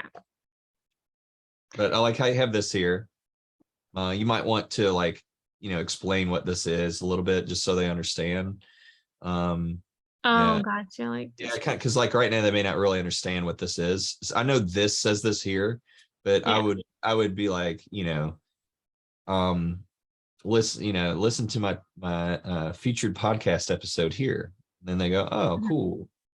So, and instead of saying a better wedding day experience copy wise, use something that's more tangible and drives curiosity. So like, top 5 tips for how to have the best wedding day ever. Okay. Because that's going to be it's a lot more like concrete in that, these are top tips. Instead of, I can apply these. Yeah, and instead of like a general better wedding day experience, because I think that's kind of hard for people to visualize. But if you're like pitching them the best wedding day, top 3 tips to feel so relaxed and excited on your wedding day, stuff like that. It's real concrete. It's still abstract in the sense that there's a concept here, but it's concrete in that, there's 3 tangible tips that I can put into action to have like a really awesome wedding day. So they're visualizing themselves in that experience. Sounds good. Really quick, could you tell me that equation real quick to measure? So you take your traffic for the month, and then you take your overall inquiries. Yes. And what do you divide? You divide the traffic by that? Yeah, so, and I'll put it on the whiteboard so everybody can see it. If you're looking for your visitor to inquiry ratio, you're going into Google Analytics, and then you're going to go into the like where you would usually go to see bounce rate and session duration. So in the landing pages, and we can do this if somebody wants to volunteer, but just saying real quick, get this out here. You're trying to only get the information for your homepage, which is usually a slash. So it's going to have, .com/, or it might just have slash in there on Google Analytics. And it's going to say, okay, in 30, because up at the top right, you've got your little like time window. So, X date through X date. You go, okay, well, in that period of time, it's not a dead robot, by the way. Looks like it's sad dead robot. In that period of time, we had 100 visitors. Okay. So if we know that we got, let's say 6 inquiries, 6 divided by 100, right? We're going to get, as long as my math brain still works, you're going to get 6%, right? Because 6 out of the 100 inquired. So we know, okay, the visitor inquiry ratio is 6%. So now instead of just making changes on our website, we're actually able to measure the bottom line. Because we go, okay, well, we made some changes based on what we narrowed down. Say, we said, okay, well, shoot, the homepage isn't performing well. Why isn't it performing well? And then we went to full story. Then we saw, well, shoot, there's a broken link, or, people don't like my copy, or whatever, enter in whatever reason. And then we go, okay, well, let's make some adjustments. And we start seeing the improvements in, say, session duration. But then we're going, well, it's still not increasing our visitor to inquiry ratio. Well, at the end of the day, who cares how long they stick around if they're not inquiring, right? So then we start going, okay, well, shoot, let's figure out the next thing that is the hang up. Okay, so they're going from homepage to experience page, and let's say then they're going back to homepage, and then they're not going to the contact page.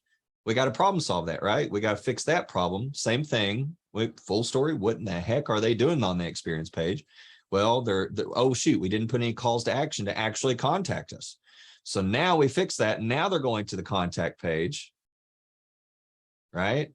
And then we're still not breaking a 6%. So we're going, what in the world? So then we watch full story. We go, oh, well, shoot, it's the, they just didn't, something wrong with the contact form. They didn't like the questions. The questions were too in depth. Cody's in here. I think Cody had that issue. We fixed his contact form, and all of a sudden he went from like no inquiries to 9 in 14 days. Is it okay if people seem to like my about better?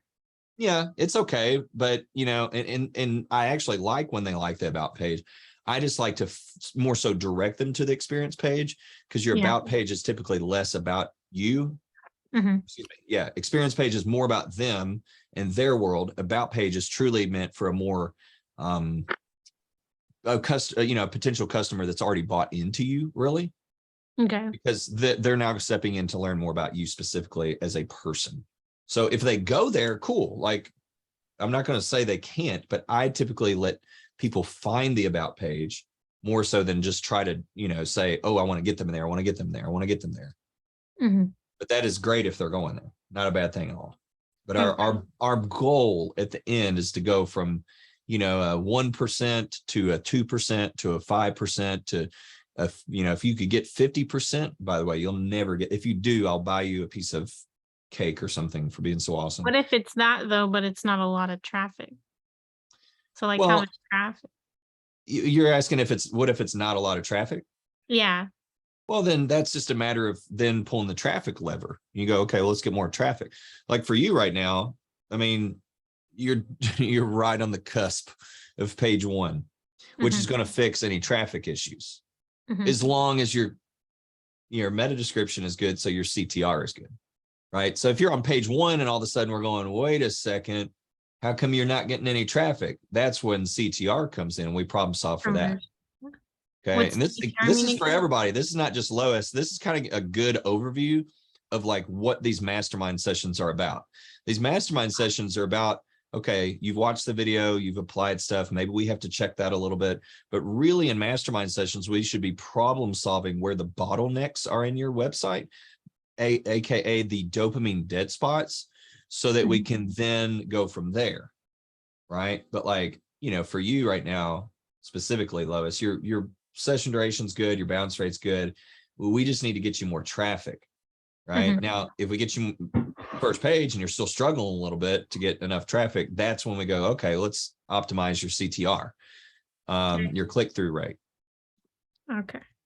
but we're not there yet. So that's kind of like next level once you actually hit that page one. Click through means they're not, they're just like, oh, bouncing. Well, no. Click through is when an impression is when someone sees you on Google. Okay. Okay. A click or a CTR, click through rate, is a percentage of how many people actually clicked on you versus how many saw you. So again, if 100 people saw you on Google, but only 6 of them clicked on you, that's a 6% CTR. Oh, okay. So that has to do with my actual Google, like what is on popping up. Yep. That's where Anne Marie and I were talking about meta description a little bit. That's where meta description comes into play. Okay. Because your meta description is pretty much the only reason why they get to click on you versus someone else. There's a few other things, but one of the biggest things that matters is going to be your CTR. Okay. Make sense? Yeah. Cool. Or your meta description. CTRs. I'm saying meta description. Kind of using those interchangeably there. But let's keep moving because I know we got to get to a few more people. Who else? Anybody want to go volunteer to go next? You won't be rude. You will not be rude. I can go next. What's up, Ari? I saw Ari raise a hand. Shanoa, like you can be next after Ari if you want to. Ari, I did see Ari first, so we'll do Ari. We'll let her go first, and then Shanoa, you can be after her. Cool. Awesome. All right. I love the exuberance though. By the way, love that. Okay. So let me get I don't know if you put in a specific question yet. I don't remember. Yeah, so I did. Go back and look so I don't get it wrong. Okay, yeah, I remember now because you did orientation with Tom. Now we just need to kind of check what you've done and go from there, right? Okay, yeah. Awesome. It's good to see you, by the way. Thank you, you too. All right, I got your website. I'm gonna screen share and we'll just check stuff.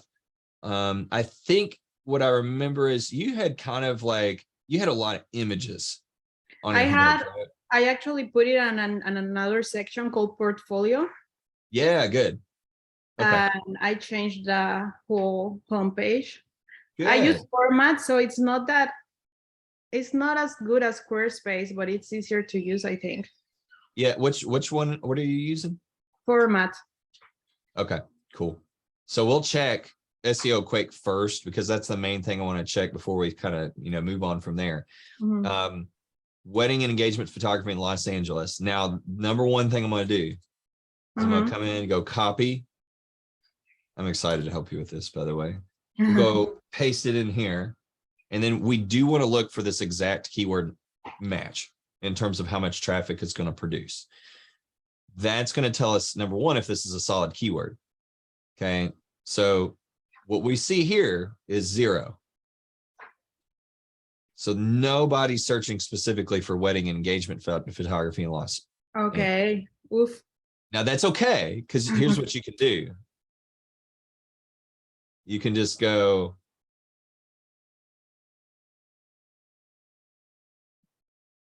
wedding photography in Los Angeles. Okay, now even that's kind of low volume. Yeah. Pretty high difficulty. So what we do is then we go, okay. Let's say Los Angeles wedding photographer.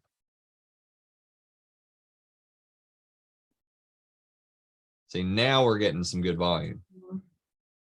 Now that's still, the SEO difficulty is a little bit high. So maybe we come in and we say, well, we want to use that keyword because it's a good keyword, but we also want to try to find sort of the easy pickings. Here's Los Angeles wedding photographers. It's a 31. Now, I don't recommend using this unless you have associates because you are just one photographer. So use this somewhere on that homepage, but don't make it your spearhead. Okay. So what we can do those, we're still kind of going wedding photographer. Let's say wedding photographer Los Angeles, because we're trying to find sort of the neglected keywords, the keywords that people are searching for, but like nobody's really competing over. Looky. Wedding photographer Los Angeles, 1,000 searches with a 14 SEO difficulty. Okay. So that's your spearhead keyword. Okay. I'm writing this down. Good. Sometimes you can play. Oh, I didn't do that right. sometimes you can play around, you know, say LA.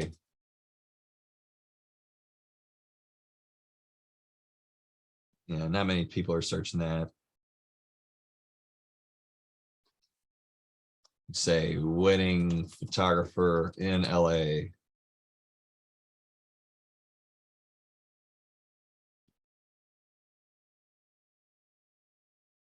It's thinking. Yeah, easy SEO difficulty, but not a whole lot of searches. Yeah. So you can still use that keyword. Okay. In fact, I would, because it's still some traffic, but you know, it's not that much. So I don't want it to be my spearhead for sure. That other one I told you would be good, but you still want to use the other variations, you know, wedding photographer in Los Angeles, California, wedding photographers, Los Angeles, CA. You know, let's see.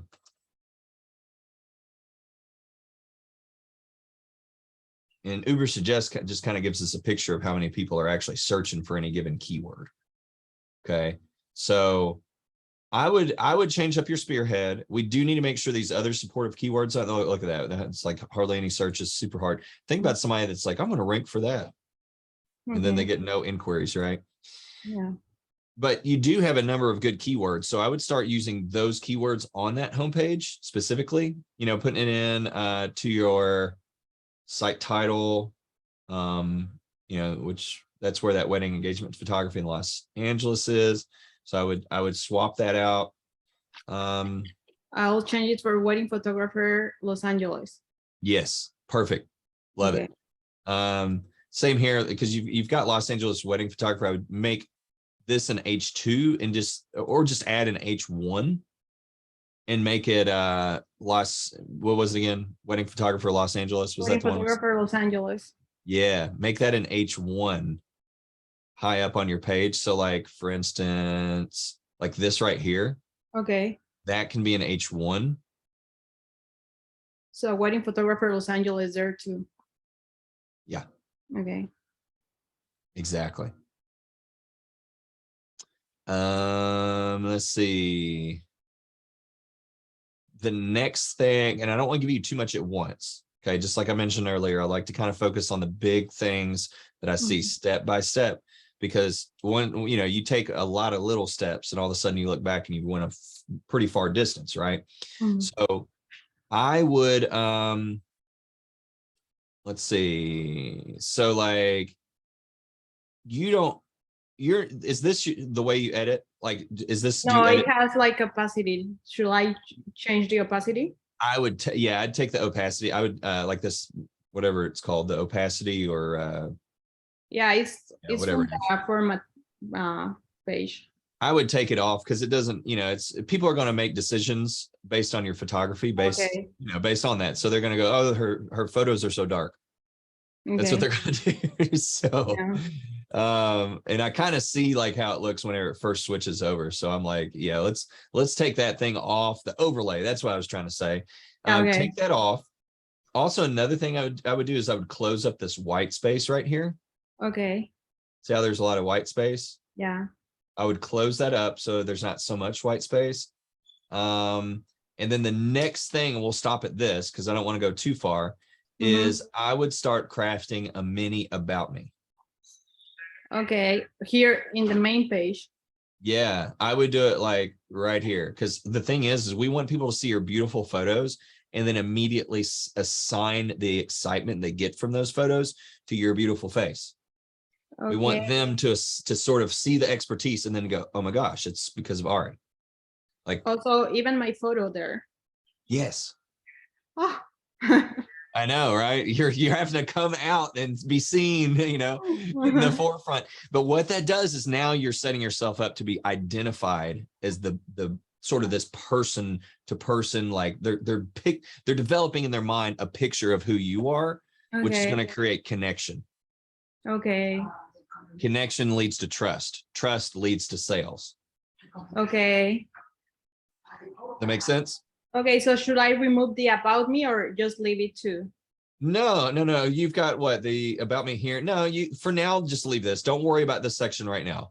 Okay. Okay, we will talk about that eventually, but for now, I would just get your mini about me in here. Okay, it's a little bit similar to what I wrote there. I just changed a little.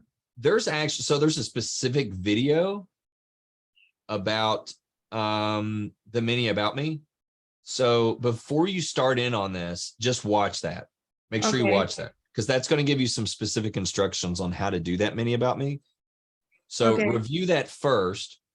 You know, if you have any questions as you go along, I would just get like a basic, you know, get something down. So that way we can come in and sort of massage it. Just like I was saying with family formals, you know, it's like everybody's staying somewhere. If you look bad there, I'll move you.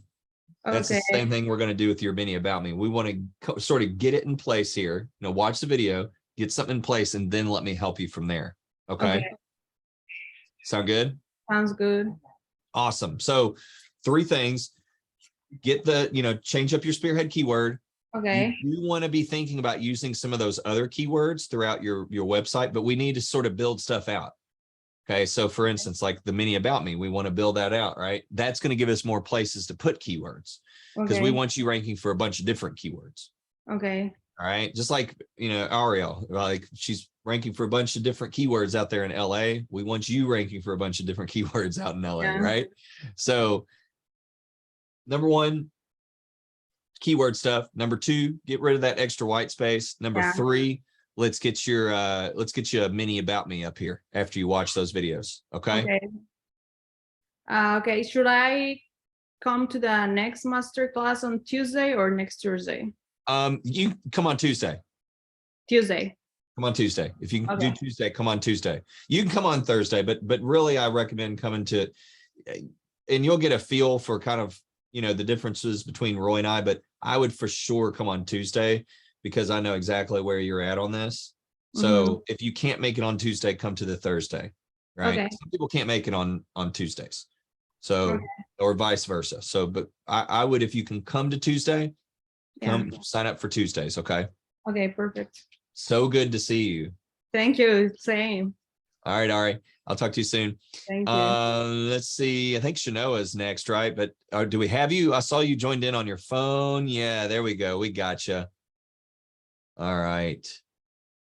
So I think you said, because you're ranking on Google, you know what your visitor inquiry ratio is currently?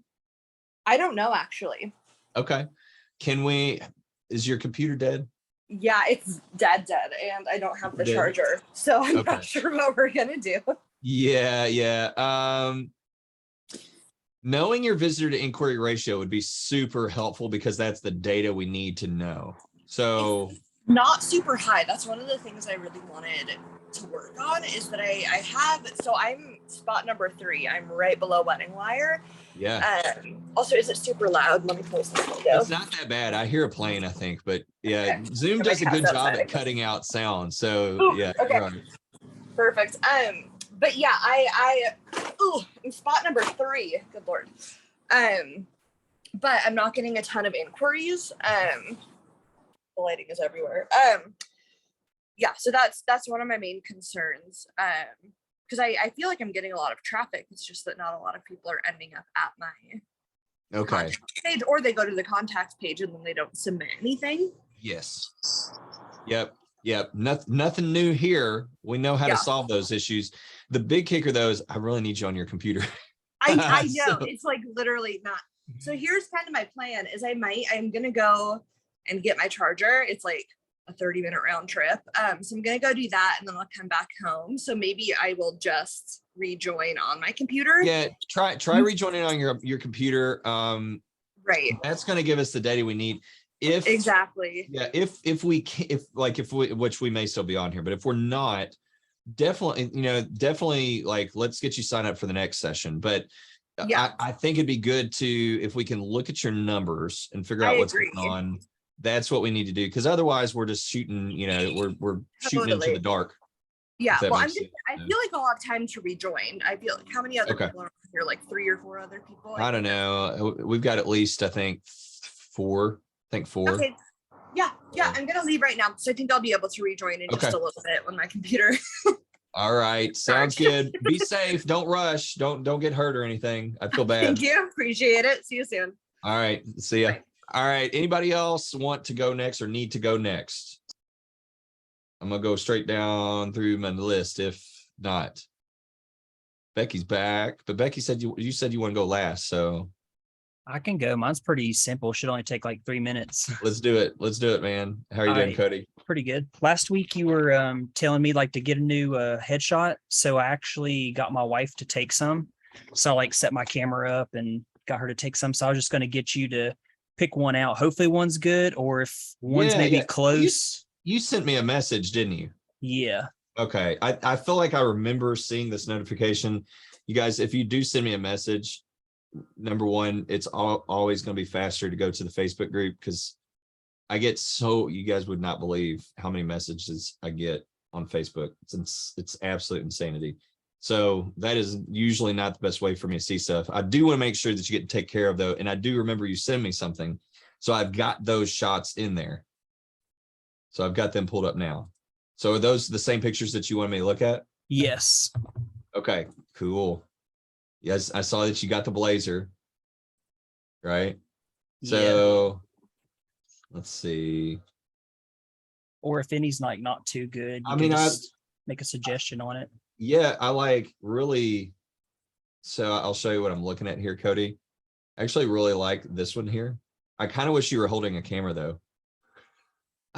But could you just Photoshop a camera on you? Do that? I think I do like this one though, regardless. So I'm gonna recommend that one. I like the angle. I mean, or if you can go take some more and do a shot like this, but with a camera in hand. Okay. So I know you have some here with the camera, but I feel like angle wise, like this isn't bad, but like I want your chin up slightly. Okay. Because we got your forehead more towards the camera. There's not as much depth here. And we've got a lot more sharp angles, which distract. It may seem like kind of like, really? It just creates extra tension, believe it or not. And so because people aren't going to think about this, they're just going to feel it and move on.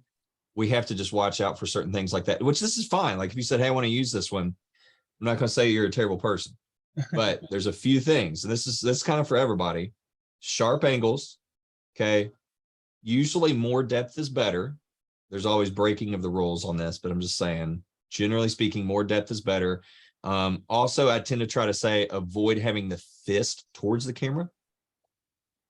Okay. A more relaxed hand. So fingers out across the knee would look a lot more approachable. Because if you give them the fist, it's kind of like we associate like a fist with either a fist bump or a punch. But in this context, relaxed fingers will look best. And then I think I'm not for sure. Maybe I'm not seeing the whole image the way Facebook shows me this, but I always try to say avoid cutting at any joints, including the foot. Okay. Okay. So otherwise, I like this photo. I think it could be from a slightly lower angle, chin up, right? But then more plain background with more depth and just avoiding some of those harsh angles. But like, I dig this one. Again, this one has some angles, but this is kind of like less. This is a lot more like, it's just interesting. We've kind of got like the reflection back here. I feel like it's a much more serene image that's a lot more magnetic. Okay. And I kind of like cold, but I'm I hate every picture of me. Like, so it's hard. So I could even like pull up my like Kohler, and because I have a bunch from this angle you like, and maybe you'll like one of those or something. But yeah. Yes. Yep. For sure. Yeah. If you've got some more from this angle, because like here, this stuff makes me feel crowded. Okay. Makes me feel crowded. This one, I think this one would maybe be my second choice. I'm still not a big fan of chopping, at feet, but I could even crop in too, if that would like. Well, I mean, trying to think, like if you could crop, which I usually like, it's just tough because it's like if you crop in too close, you're gonna be cropping here, crop here. I really don't want it to go up above the camera. So let's see what else you got. Okay. Let's start there. But I'm not opposed to you. Like if this one or this one, if those are the two that we got, I would use one for now and maybe look at doing another shoot and just take those things into account. and maybe get a better one the next go round. Okay. But good job on, something that I think is going to give people an expectation of like who you are, how you'll show up to a wedding, something that allows people to kind of get like, to generate a little bit more curiosity. This is a lot more curious and high end looking than the photo that you have had on your website. That's what I was thinking. For sure. So either way, these are upgrades, right? So don't hear me saying these are bad, because I'm not saying that. These are definitely going to be upgrades for you, but just a few notes to think of. That makes sense. Mm-hmm. Cool. Works for me. Becky was saying the color palette on the staining one was really nice. I agree. Yeah, and she was saying that you could Photoshop the railing. That's true. You could Photoshop the railing. Good point. I hate using Photoshop, so that's probably why my brain didn't think of that. But thank you, Becky. That is a good point. So if you wanted to, Cody, that is an option. Photoshopping is not a bad idea. You could probably even Lightroom that one out too. Yep. There isn't a whole lot of detail behind it. So you wouldn't even have to enter into the scary world of Photoshop. Yeah. That's a good point. Have you seen movement on Knoxville yet, Cody? No, it's still, I think 21 or 22. Kind of just hanging out at that about second page. Let me see what it's showing me real quickly. What are you checking it on? Uber Suggest. Okay. I was actually going to see if you would like jump on mine and just kind of check all my, like some of my trends and my big key terms, and just making sure that none are like stagnant for too long and being like, hey, this ain't normal. Number one, I probably would not use Uber Suggest to check rankings. The reason being is it tends to not update very often. That's been my experience, versus using something like Google Search Console. Like I much prefer using Google Search Console. I feel like it gives you a lot more accurate results, and because it's straight up Google, right? So have you been using that to check your rankings at all? Yeah, I just like the trend because I can kind of see like where it was like last week, and you can see that on Google Search Console too, though.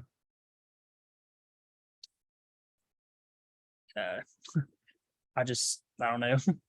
You can use Uber Suggest. I've just seen it, like I'll check somebody's stuff and it won't even say, like they'll be ranking for keywords and it won't even show that they're ranking. Yeah, it has its days where it's weird. Like today it's showing me for 40 on Knoxville, but I double checked and it's still 20. Okay. Yeah, that's the type of stuff that we see with Uber Suggest. But also at the same time, Google Search Console is usually showing us like, I think it has like a 48-hour delay. So you're not even necessarily. You can show me how to do it on Google again, but the way I thought you showed me, it just wasn't accurate by any means. It was saying I was ranking for stuff that I wasn't, and it just didn't make sense. Yeah, pull up and screen share Google Search Console. Okay.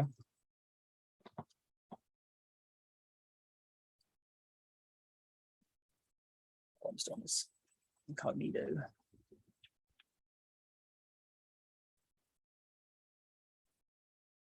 Because I always hit search suggests, and then I think I clicked like.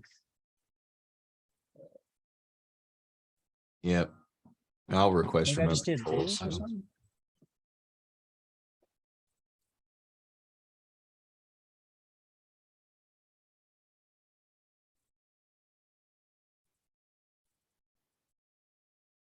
And I tend to like to sort it by position. You don't have to, but I tend to sort it by position. See, like none of those make sense. Like red and white groomsmen, like it's just weird. It could be like somewhere that you're potentially somewhere that you're like on some website, possibly. It's the only thing that I can think of for some of those. And I've even typed in some of the keywords to like into Google on incognito to see if I'm where it says I am, and it's like never there. So it just doesn't make sense.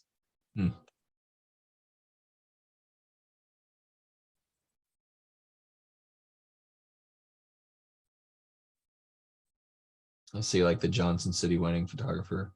Johnson City looks like you're just about page 1? Yeah, I think it's a 7. Yeah, I mean, it says 10.5, but again, there's a delay on that because it's only got up to Sunday. So that's good. Because I think last time we talked, you were still on page 2 for that. Yeah, it was like 15, I think. So that looks like it's making good progress. Here's like Knoxville wedding photographer. This is saying like 40s, but 30, 36. Make sure it's the right page showing up. Yep, Knoxville TN wedding photographer. Yeah, that's the keyword I'm going for. Knoxville, Tennessee wedding photographer. Yeah, no, that's where the traffic is. We'll get you there. Know that much. You've already built out some backlinks to this, haven't you? Oh gosh, yeah. I got another 100 coming too. And one recommendation I would do is I would make sure you're building them slow and steady for this. Because if you get too many all at once, sometimes Google's kind of like, eh. So I would do them, try not to get a whole bunch all at one time. Okay.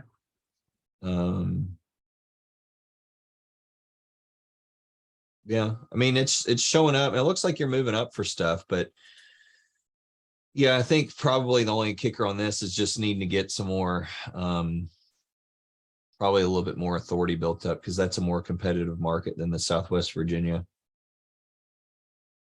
So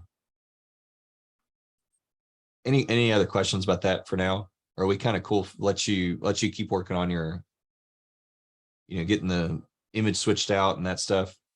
Yeah, it should be fine. Okay. Cool beans, man. Well, yeah, but I think I'm very excited to see that Johnson City pop up. But yeah, this is the one I really want to see ranking for. So please keep me updated on that. There's maybe some variations that you're ranking higher for, though. Yeah, Knoxville, Tennessee wedding photographer. That's the one that was like 22. Okay. Yeah. That one's Well, if just you're- yeah. Knoxville wedding photographer. Yeah. Well, I mean, it's feeding you impressions and stuff. So that's cool. I think if you can get anchor text backlinks, that's probably going to be, as soon as Google starts picking that stuff up, you're going to be a lot more solid on moving up the rankings for that. Trying to see if it's showing really any in here. It's so small. Let me make it larger here. It's this one, right? Yeah. So that one just has 5. It's showing. I have a lot though. I've done. Well, so yeah, it's much. just it just hasn't picked them up yet. Yeah. That's the only reason this page isn't ranking higher. I mean, it's ranking, but it's not ranking higher because it just hasn't found any of the backlinks yet. So you watch it, man. As soon as it finds those backlinks, this page is going to start climbing up. I hope. I've spent the last 3 weeks. Like I probably literally have about 100, 150 some backlinks. So Google's probably gonna be like, "What the heck's this dude doing?" Oh, just try to keep getting some though. Don't like, if you've got a whole bunch that Google's got to find, I would try to keep getting more just to look more consistent. Not because you necessarily need more, but if you've gotten a lot, try to keep that somewhat. I'm not saying you always need to get like 100 every week. That's a lot. But if you can get like a few here and a few there and keep it consistent for a little bit, just make it look active, not like a random heart jump. There you go. Exactly. That's the only danger in getting a whole lot of backlinks is Google's kind of like, what's going on here? So, but yeah, man, good job. Once Google finds that, you're going to be solid. I already know it. It's pretty cool that you're already ranking up on like at least for one keyword variation in the 20s, and you pretty much just have, really, it's like one backlink from different variations of Amazon. Yeah, it is weird. It's 20 with just that. So that makes me very hopeful that you showed me that actually. So I was feeling a little bit down on it, but I'm actually feeling really good if it's just showing 4 backlinks. I'm 20. Like that's insane. It's just from Amazon. It's like different versions of Amazon. Yeah. Do you know how you got that? I couldn't tell you, brother. Okay. I was thinking the same thing. I'm like, what the heck is this? Well, I mean, we teach how to get a backlink from Amazon through the. It might be the Anchor podcast. Maybe, but I've never seen it show the different I'm really curious as to what you've done, because I've noticed that you get like when you get a backlink, you get it from like 5 different language variations. Yeah, it is weird. And There I was wish some I I didn't understand. think it's a good thing, honestly, but I don't know how you did. I don't understand how you've done that. So if you figure it out, I would love to know. Because I'm like, I've never seen that with anybody's site before, where it gives them backlinks for like various locations. Like it's Amazon, but it's giving you like Amazon.es. Yeah, like Canada version, all this weird Yeah, stuff. like Canada version, Spanish version, like random stuff. So I don't know. If you get it figured out, let me know. But all right, we'll keep on rolling here. If that's cool with you, Cody. Thanks, yeah. man. Keep up the good work. Doing a great job. All right, let me pull up. I'm gonna make my screen not so huge now. So I think we've got Jessica and Kinsey. Jessica, Kinsey, either one of y'all care to go first? I can go. I'm ready. Cool. Well, good to hear from you. I'm so sorry we missed you when we were down in Palm Beach and everything. We really, Oh yeah. No, the weather was terrible. I hope you yeah, still was able to enjoy your time here. yeah, we did. But it was like Yeah. every single day was like rain. Yeah, it was very unfortunate. And now this, I feel bad for saying it, but the sun is shining very beautifully today. I know. As soon as we leave, Yeah. as soon as we leave, yeah. So, which we went down for business, so it was kind of like, oh, we should try to, we should go down there and try to get some photos or something too. And so yeah, once I knew the rain was all here to stay, I was like, dang it. But we'll be back. Well, We will be back. next time. I'm Yeah. not going anywhere. So Good to know. All right. So let me pull up, actually still have Cody pulled up here. Let me switch over. No questions, but you're attending to learn, but let me kind of go over some stuff with you, because I'll check your page out. yeah, and I do actually have a couple of questions built up in the meantime. So Good. Okay. Well, hit me with them. I'm gonna go ahead and look at your site here a little bit, but go ahead and let me know what questions you've got. Okay, so I'm still trying to figure out which systems I use for exactly what, but I'm trying to get a little bit familiar with it. But I was looking into Moz, and when I put in my domain, it says no data found for this domain. So I don't know if that is an error on Moz's end, or if there's something that I need to do for that data to pop up. So it's interesting. Let me get logged in here, because we had this question, I think it was 2 weeks ago. It's like the 23rd. And what we noticed was, because they were saying, oh, it's given, same thing you said. Oh, okay. But when I searched, it gave me data for them. Oh. Which it's doing now. So I'm trying to make sure that we are in the right spot. Maybe am I not logged in? Is that maybe? That's the only thing I can figure, but I don't know. Does this look like where you went to before? I have seen this before when I used Moz, but the last few times, or the last 2 times I tried to pull data from there, it does not. It says data is not found. Okay. Well, I just put the link in the chat box. I would try that. Like click it and see if it takes you there.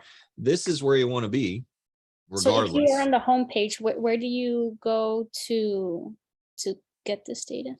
So I always go to,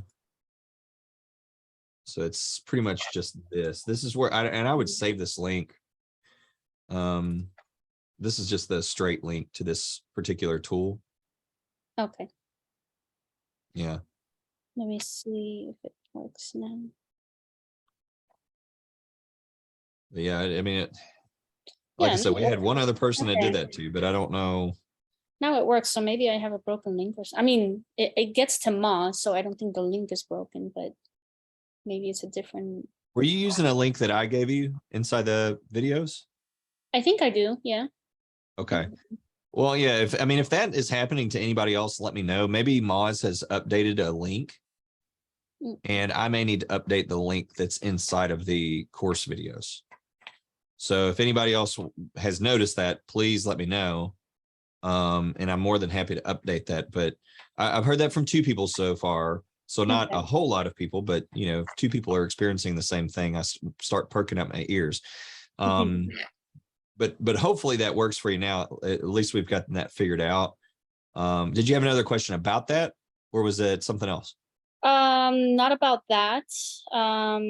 I do see here inbound links though. I don't think I've seen that before. What are inbound links again? Yeah, so inbound links, you're talking about inside of Moz, right? Yeah. Okay, let me get to where you're at. These inbound links right here are going to be links that are coming to your website. So you've got like voyagemia.com is linking to your website. Okay. So that's different than backlinks though. No, it's pretty much the same thing. Okay. Yeah. They're just specifically because like you could give a backlink to somebody else, for example. So a backlink could be something you're giving to someone else or something that someone's giving for you. So an inbound link is just specifying, hey, these are links that are coming to your website. I see. Okay. Yep. Okay. Yeah, I do have another question. I had a one-on-one with Tom and he kind of like verified everything for me. And he said that it seems that I'm doing the right thing. But I have some backlinks that I registered for, I think it was already over a month ago. And I had a publication about 2 months ago with wedding chicks and it's still not showing here. Yeah. The best place to check that is actually going to be Google Search Console. So yeah, I did. Okay, yeah. Well, go ahead and screen share for me so I can check it. But the thing with backlinks is, Google has to expend resources to scour the internet to find these backlinks. So the easier we make it on them to find the backlinks, typically the more quickly they find the backlink. So I'm going to request remote control real quickly. So there's some things that you can do to help them find those more quickly. First, let me check just a couple things if that's all right. Yeah, that's also another question of mine where you're going to right now. It seems like nothing related to weddings is popping up here. Yeah, a lot of portraits. So I do have it as spearhead and supported keywords. And you've submitted to be indexed? Yes, so that is also another question of mine. Do I index it every time I make changes? I would, yeah. Okay. And indexing, remind me again, that goes through Google Console. Yes, Google Search Console. Yes, okay. You got it. Yeah. So Google, because the other tool is Google Analytics. That's more so for measuring how people are interacting with your website. Right. But let's check links. And we'll check this.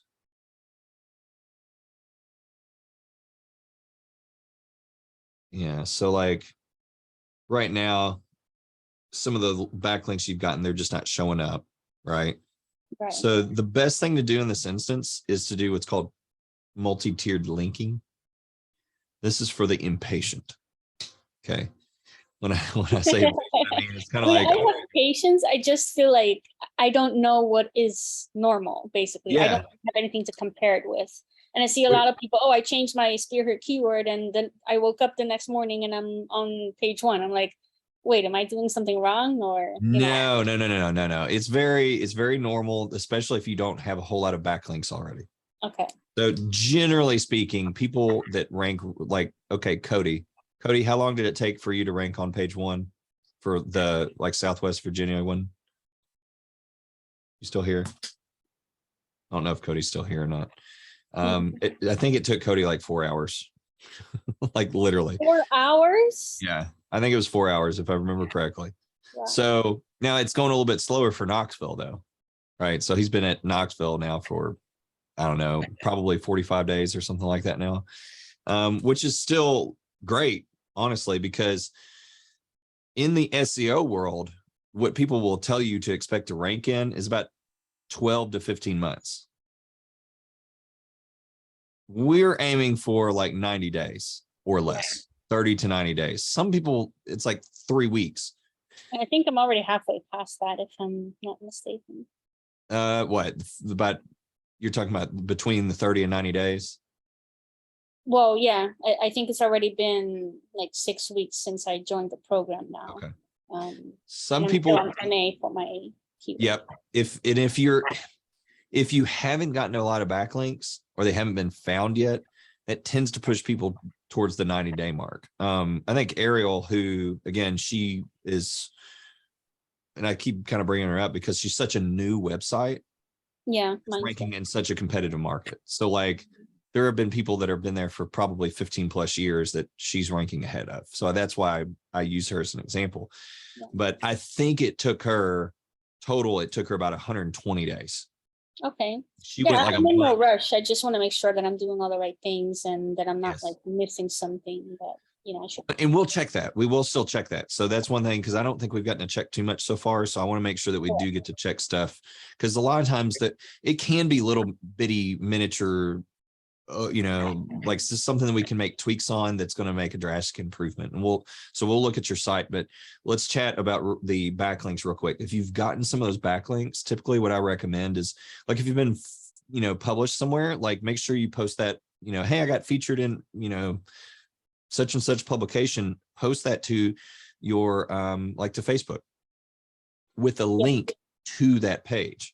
Yeah, that's one thing that I still need to do that we talked about previously, that I'm still considering changing my name. I'm more now on the verge of not doing it because, you know, I got a few publications under this business name that I just do not want to, like, you know, unless I can ask them to change my tag or whatever. But every time I think I want to do it and I'm like, no, I'm not going to do it. So I still have not created a Facebook account, which I know is not correct, but. Well, even your personal though, you could share it from your personal. Okay. I think I did. Or didn't I? I would have to double check. Double check, be sure. Business name wise, like I think we talked about this before, but like if it were me, I'd probably just change it and just do a forward. So, you know, you still keep the portraits, you know, by Droza, right? Yeah. Keep that, but forward it to the new domain. Okay, so if I'm correct, sorry, go ahead. No, you're fine. What were we saying? So when they type in portraits by Jerosa, they would go automatically to my new domain. That's what the forward is. Okay. Yes. Yeah. And if you've been in other publications, the ranking power that you have from those backlinks will be applied to the new domain. Oh, it does? Yes. Oh, that's good to know. I did not know that. Okay. Yep. Well, that makes it a lot easier then. I know, right? Yeah, definitely. So I would do that. I mean, I would go ahead and change it. And honestly, I think the fact that you're ranking for like quite a few portrait keywords makes me think that it's probably because you have portraits in your name. We saw this with another website one time where it was like, you know, they had studio in their name and they kept ranking for all these studio keywords, which they didn't really have a studio, like you know, it wasn't like a studio you go to, but they use that in their name. And so it's like, we probably want to look at changing the business name because you're ranking for all these studio keywords. I see. So I think that that'll benefit you. Again, if it were me, I would just go ahead and do it. And then I would update things like if you're on Wedding Wire or The Knot or Style Me Pretty, you know, any sort of directory, Google My Business, I would update that just to get that stuff kind of like all, you know, you don't want people to be, you don't want Google or people to be confused about what your business. Well, the good thing is the name that I'm going to change it to is just my own personal name. So I think it'll be less confusing than, you know, but I've been seeing this as this high mountain that I just cannot look past, and I just need to do it. I just need to do it. Just do it, go for it, and let me support you however I can. But don't worry about the SEO side of things. You know, just as long as there's a domain for which your domain provider should be able to help you with that. You should just be like, hey, I've got a new domain. I need help making sure that I have it forwarded. The old one forwarded to the new one. And I have the new domain already, and I've been having it for years already. So hopefully that might help me also. Yeah, it's not. I mean, it probably doesn't have any domain authority built up. So when you do get that new one, like officially launched, then it's going to over time, it will develop authority. So the authority that it got from Portraits by Jerosa will be applied to that new domain authority. Okay, well, that's good to know. Yeah. Cool. Other than that, though, let's take a look at your homepage real quick, because I just want to make sure that everything looks solid there. Thank you. So let me screen share. So while you're going to my website, I do want to ask you another quick question. So first, I had my spearhead keyword as wedding photographer, South Florida. Yes. Which at the time we researched the keywords that ranked higher than wedding photographer in South Florida. But now I spoke to Michelle this morning, and she said that the wedding photographer in South Florida has like 50 or 60 more searches a month. So I actually changed it today. Okay. But I can imagine that search volume changes constantly because it's, you know, based on what people are actually searching for. So do you recommend us going back and forth, you know, analyzing the keywords from time to time and thinking, you know, yeah, I would just recommend for now, I would recommend mostly just making sure that you've got your supportive keywords on there, because eventually you'll just kind of rank for all of them. You won't rank for one. Usually you won't rank for one much better than the next even. So, you know, for me, I'm looking at it and I'm kind of like, you know, I mean, that's totally fine. Like, especially if there's much SEO difficulty difference, you know, then that's kind of when I start taking that into account. But yeah, it can fluctuate. So there's going to be some of that happening. Yeah. You know, so if we do like Florida, I mean, yeah, South Florida without the preposition, yeah, it's like a little bit easier SEO difficulty, 210 versus 250, I think it was, you know, so there's a little bit more volume, but in reality, like I would be using both of those keywords. Yeah, I have both of them in there now. Okay, cool. Yeah, as long as you've got that, that's fine. And it's not terrible to have that as your spearhead, but let's double check. I want to look at SEO Quake again, just make sure everything looks solid on there. Have you been doing alt text on some of your images? Yeah, so I have a few images that I cannot put an alt text on. Okay, don't sweat it. Okay. You don't, it's not going to hurt you if you don't have it. The original file name of the actual image, does that matter at all? Or yeah, maybe a little, some, like that's one of those things that people say to do, but I'm like, I don't think it makes the biggest difference in the world. If you were going to export it, like I don't know that I would spend a whole, you know, week trying to go rename all my file images. But when you export photos for your website, I would just make it, you know, South Florida wedding photographer something, you know, whatever you want to remember it by. But I don't think it's worth, you know, trying to go back in and changing everything up after the fact, if that makes sense. You know, schema markup, there is a video on that. I might, you know, just check that out. What'd you say? I have not gotten to that yet. Okay. Yeah. Let's check out your keyword structuring real quick. It says wedding photographer. South Florida's in there. Photographers. This is where bringing in those variations is going to be super good. So having like wedding photography, wedding photographers, again, in South Florida, in South FL, just those different variations. And then same thing, South Florida wedding photographers. You've got photographer. I'd get photographers, the plural, as well as photography. I don't have photographers yet. I'm thinking of adding some piece of text to my homepage just to add some more text where I can play, you know, play a little bit more with the keywords that I can add in without making it look spammy.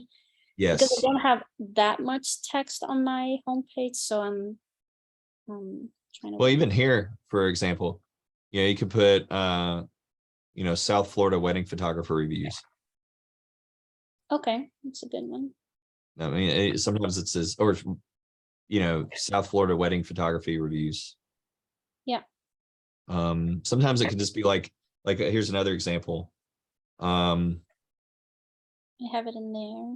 You know, featured in, then you got the badges, then as a South Florida wedding photographer. Okay.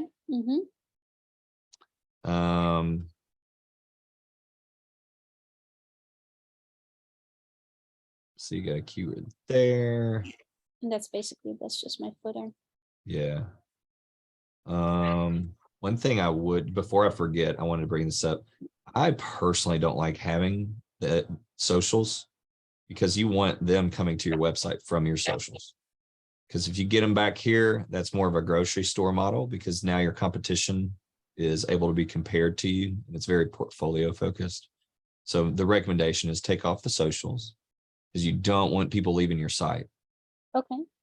So if you can take that off, I would do that. But I just put like an email icon instead, or Yeah. Well, you could, if it'll let you put nothing, I would do nothing because I actually think it would look a lot more like high end and kind of like just simplistic, like in a good way.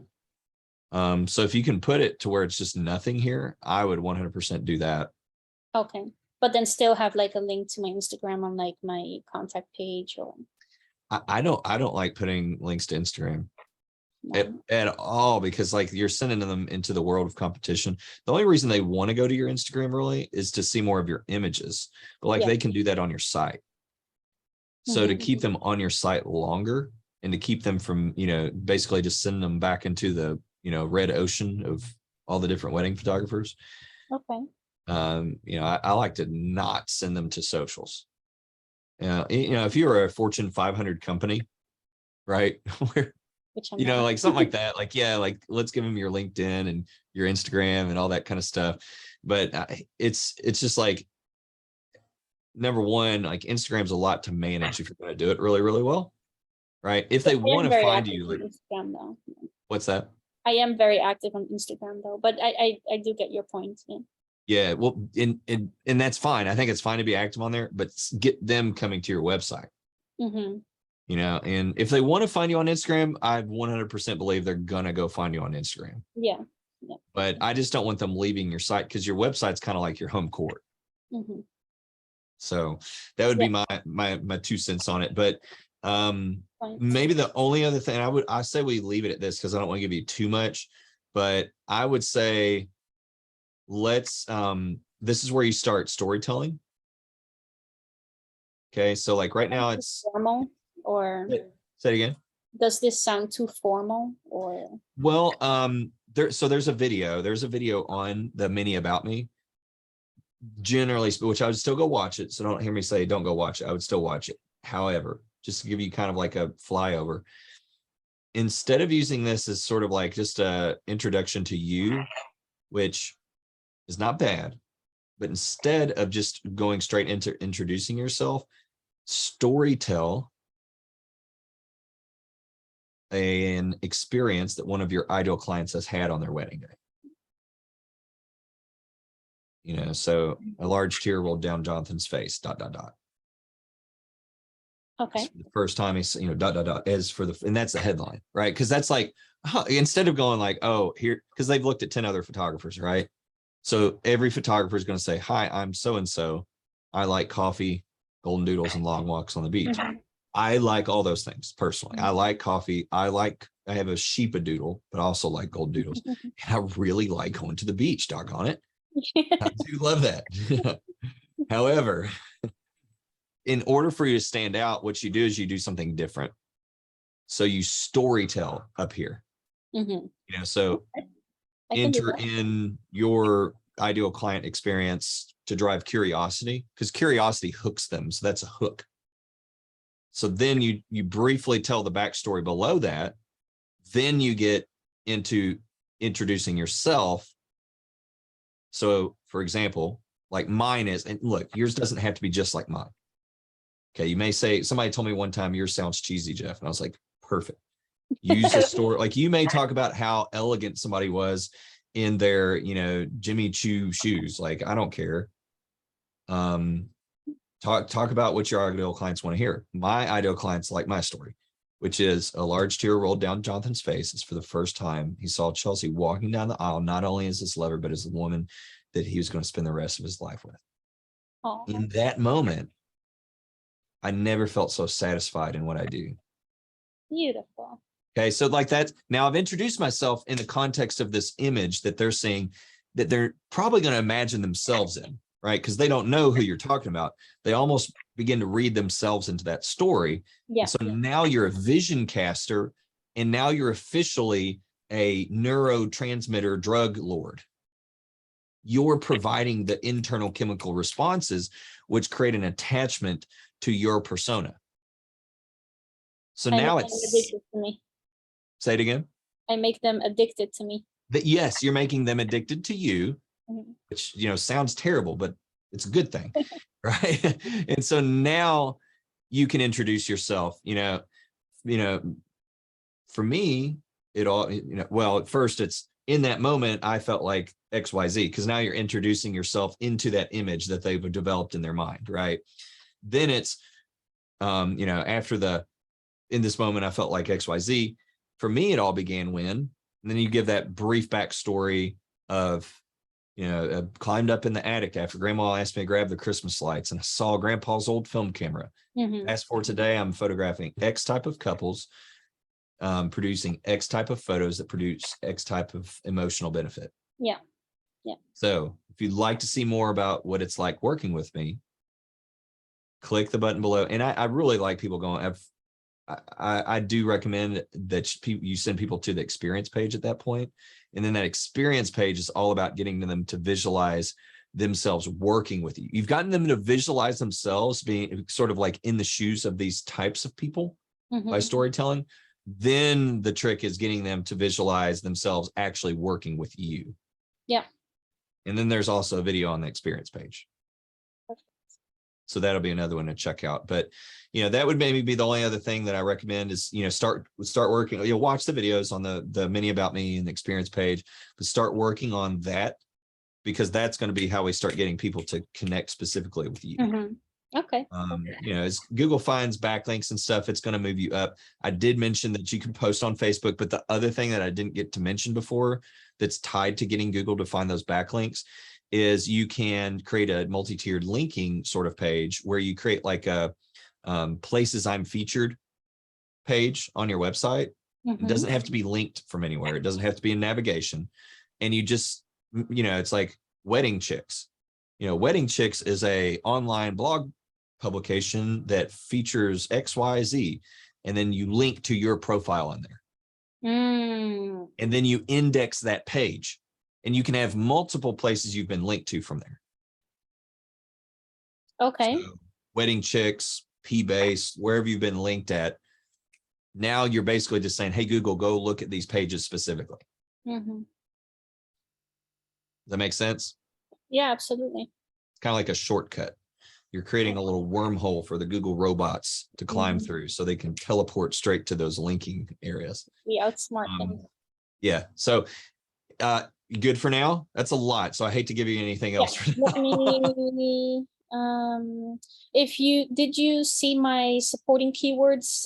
Does that look good to you? Yeah, well, I'm gonna add the photographers and the photography and just get those photographers photography. I don't know if you I do think it's good to use the abbreviation. So if you haven't used a South FL. Yeah, I have not, so I will put that in. Yeah, I would do that as well. But other than that, you got some supportives in there. Just get those other ones in there. Okay. So everything looks good. I just have to be a little bit more patient for now.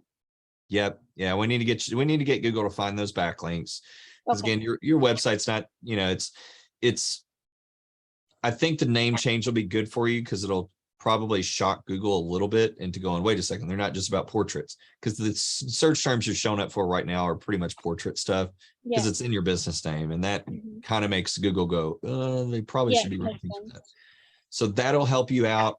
Getting the backlinks showing up is going to help you out. Getting the supportive keywords on there is going to help you out. So those things combined together are going to be real good for you. Another thing that I just hope you do, because I know I know maybe it's not as specific as you want it to be, but even like some of the wedding photographer Florida has some good volume. It's larger, but I bet you a lot of those search results are probably like Orlando and further south. Yeah. Do you think right now is a good time to start duplicating my homepage and put it for the specific cities? I would wait until we get your Mini About Me, because that's going to be a big thing that I don't want to have. Right. I don't Okay. want you to have to do that for multiple pages. Once you've got that down pretty much, then yeah, we can probably start going ahead and duplicating for other areas. Okay. Yeah, because I see, for example, Miami, I don't really necessarily want to, I mean, obviously I want to rank for as much as possible, but Miami is not like my preferred location, but it is a quite a big search volume for that specific. It's a lot more than South Florida. So I just probably start doing that. Yeah. And I think that, you know, we can, my thing is like, yeah, there's probably a lot of different types of weddings that maybe you don't want to shoot in Miami, but that doesn't mean you can't still be choosy, because you do have such large volume. Maybe you only find 5 weddings or something a year that you want to shoot in Miami, or 2, you know, or 1 or whatever it may be. I think you probably find at least 5. I actually kind of like the Adventura area. It's nice. Well, that's more North Miami though. Yes. Yeah, it is. It's just working in Miami is just always such a hassle. Parking, driving, getting from one spot to the other spot was, you know, it's like, hey, it's only on the maps, it's only like a 5-minute drive. It took 45 minutes to get there. So I feel you on that, but I still think, you know, Florida, South Florida, and then there's some even though there's some smaller volume for like some of the other areas that we've talked about that you do want to shoot in, you start compounding those numbers. And it's like, yeah, maybe there's not a huge amount of volume for, you know, Pompano Beach, but there's some, and there's some for, you know, West Palm or Palm Beach or whatever it may be. Right. So that stuff kind of starts to compound. So, you know, I don't want you to think, because sometimes people go, oh, there's not much volume, and then they avoid it. But like my biggest keyword where I live is like 220. Yeah, it's 260 for the South Florida. So one quick last question. So for example, I have South Florida wedding photographer. Do I then automatically also start ranking for Florida wedding photographer since it's in that same keyword, or does it not work like that? I would probably, you may rank for Florida wedding photographer. I would probably wait to do Florida wedding photographer until we start seeing some movement on South Florida. Yeah. If it just happens and you start ranking for both with the same page, I'd probably just leave it. However, if we don't, or it's not, if like Florida wedding photographer is not ranking very well, I'd say we duplicate and build a page specifically for Florida wedding photography. Okay. But we can kind of hang out on that for a little bit. That'll be into the near future, I hope. Yes, exactly. Okay, if you're good, I'm good. I feel like we've gotten to cover a lot. You know, I would dive into those other videos. Mini About Me stuff is going to be big for you. And then we'll just keep chugging along here. Okay. Perfect. Thank you so much. I appreciate it. Absolutely, Jessica. So good to see you as always. You too. Say hi to Michelle. Absolutely, I will. I think we got you back, Shanoa? I think Shanoa is maybe still on her iPhone. I'm not for sure. Yeah. Okay. Hey, don't wreck, please. Okay, that's okay. We've still got Kinsey. I think Kinsey and Becky is who we have, so we can keep going along. And Becky, listen, if you need to go, let me know. But I know you said you were cool to kind of go last. But Kinsey, if you're good, you can go ahead and unmute yourself, and we'll keep rolling. What's up? Hi. Good to see you. Hey, look, you're wearing tan. I'm wearing tan. We match. We match. Same wavelength. Good. Yeah. Good choice of colors. I don't know what made me all of a sudden like tan, but like I went to Arizona and then I bought a tan shirt, not this one, a different one. And like ever since then, I've just really enjoyed wearing tan. I just never wore tan. vibes. Feeling the I think that's what it was. It was like I fell in love kind of with the desert, and all of a sudden I like tan. Let me get your stuff pulled up here real quick. All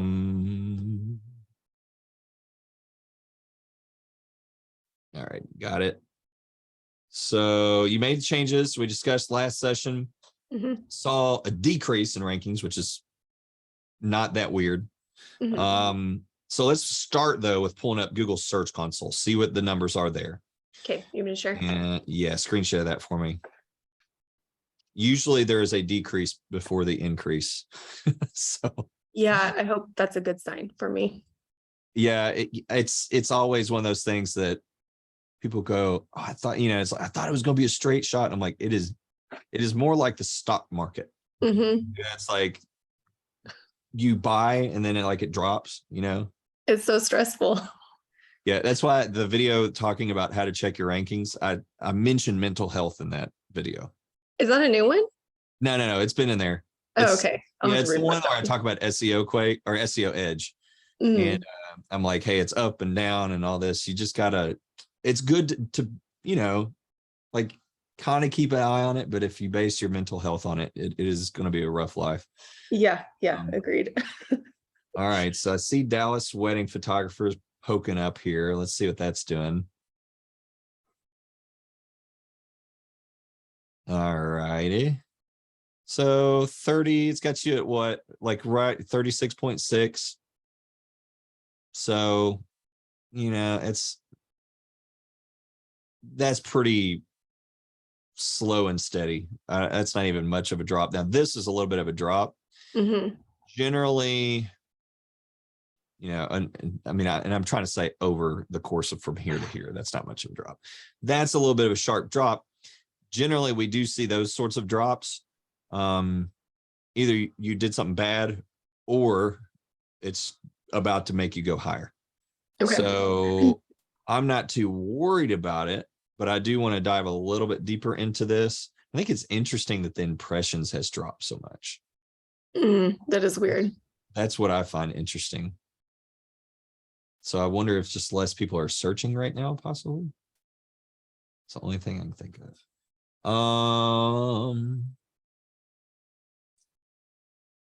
Let's go back. I want to look and see any of the other keywords, what they're doing, if they're doing something similar.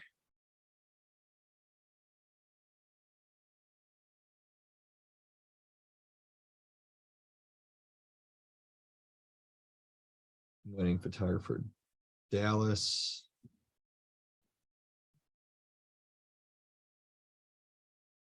Yeah, so like in the 20s, by the way, I just want to encourage you, like if you're in the 20s, it's as long as you do what I say. I'm doing my best, Jeff. Yeah, yes. I'm not saying perfect. You don't have to be perfect. But if you'll do what I say, if you can make it to the 20s, you can make it to page 1. Okay. So be really encouraged. I've helped a lot of people. If you can make it into the 20s, you can make it to page 1. Okay. I need you to believe me on that. I'll trust you. Yeah, Dallas is a pretty wickedly competitive market too. Unfortunately, yeah. That's a little bit of probably what we're seeing going on here is it's Google's not going to just simply, one does not simply rank in Dallas. But if you keep, the slow and steady pace, you will get there. Let me sort it by position. I just want to see some of your highest rankings, which I know are going to be Lubbock. It's Lubbock stuff. So yeah, still. Let me ask you this. Are you getting inquiries through your Lubbock rankings? No. Okay.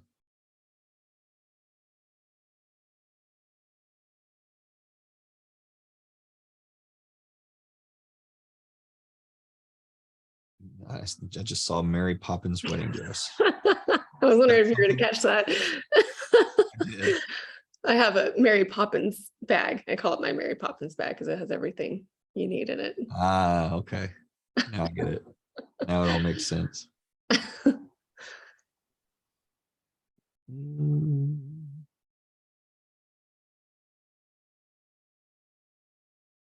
How old is your website? The new one is fresh. Like when I What's the first domain? started with you, the domain is like 5, 6 Okay. ish years old.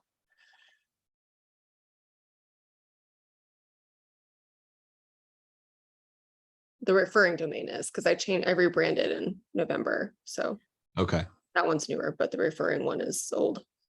So the referring one you changed in November?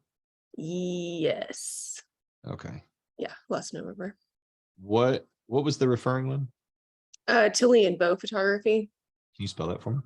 TILLY and BO. .com. Photography.com. Oh, yeah. Photography.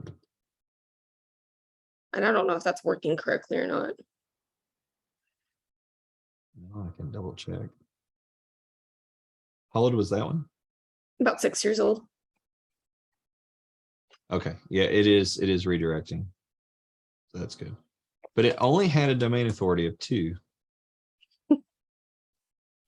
That's weird. Yeah.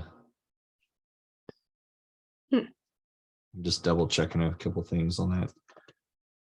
Because the It was before I new, went full time, so I wasn't super active with it. That's okay. I was just kind of curious if some, like, there's still some SEO juice that's kind of like transferring over. Your new one's a 16 though, so that's I good. need all the juice. Yeah, it's not bad. And it's went up substantially. How do you tell that?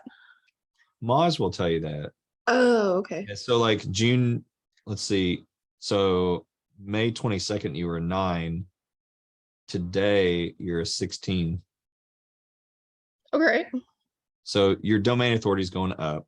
That's good. Which is a good sign. I try to say it's not the battle of domain authorities, because a lot of times we end up ranking above people with much higher domain authorities. Mm-hmm. But it's still one of those, it's a sign. We're just kind of looking for the signs. So we're measuring the vitals, so to speak, to go, okay, how's everything going? We don't always see everything that Google's thinking, but we can measure some of the stuff that it's telling us. So have you checked, do you think most of your backlinks are showing up now? For the most part, I think so. Unless, except for the ones I've done in the last couple weeks. Okay. Looks like you got quite a few. I don't know if you recognize a lot of these. Mm-hmm.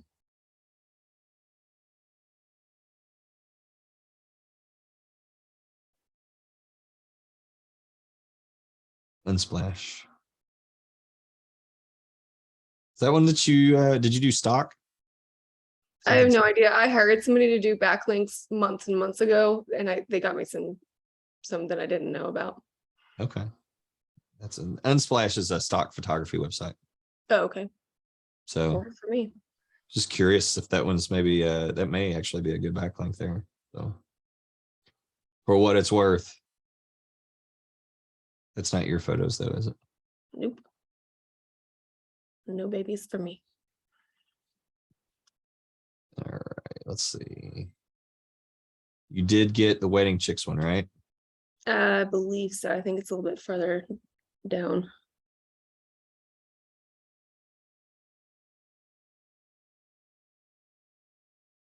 I got a Sony one. I don't know how that happened, but it's there. Sony? Mm-hmm. Where do you see Sony? Right there. Interesting. I shoot Sony, but I haven't done anything with it online.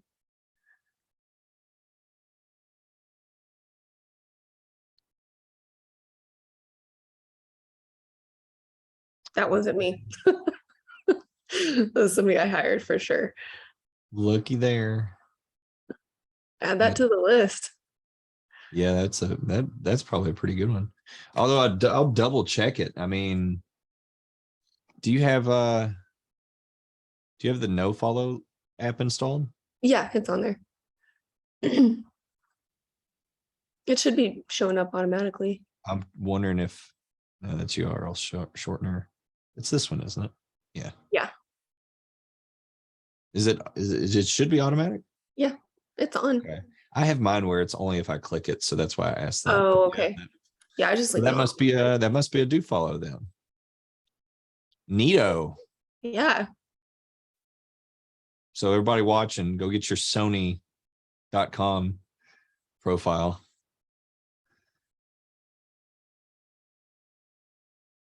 Best of the web. Did you get that one, or did somebody get that one? Yeah, I got that one.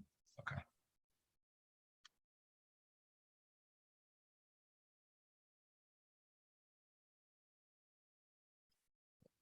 Back to the beginning. All right. I didn't see Wedding Chicks. Yeah, I didn't either. I probably would double check, because that one is a really good one. So I know I have a profile. But if you've got a profile and you like, if you know that you have gotten the profile, then that's all good. It's, again, it can take Google time to find those backlinks. But if you got it, don't worry about that. You've gotten some other cool links on there. So remind me, what did you change last time? let's see, I made a list. I changed the featured blog post to featured galleries. And then I brought my wedding photographer in Dallas keyword from 7 down to 3. Okay. And then I took the opacity thingy off of my cover photo. Yeah, I remember that. And I fixed my drop down. And I fixed that long list of my intention thing. I put numbers on that. Cool. And then my button. And my contact form. Featured galleries.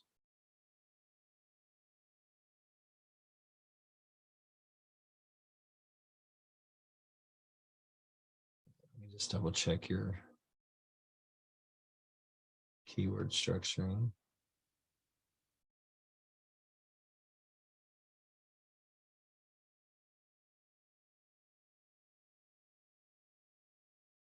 I like your meta description. Thanks. Different. Oh, I just fixed that H1. There should only be one of those. I'll fix that.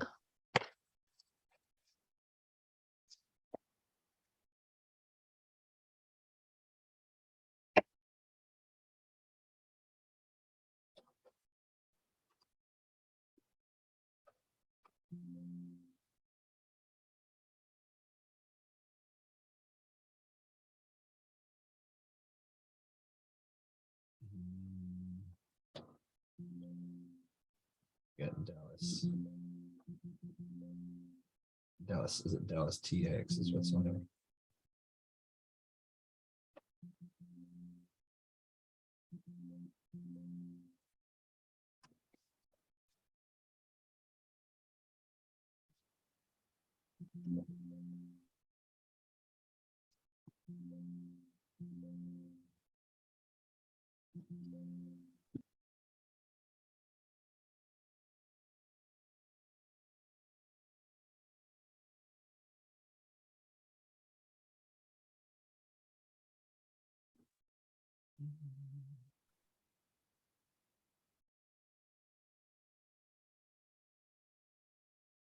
Can you screen share your analytics for me?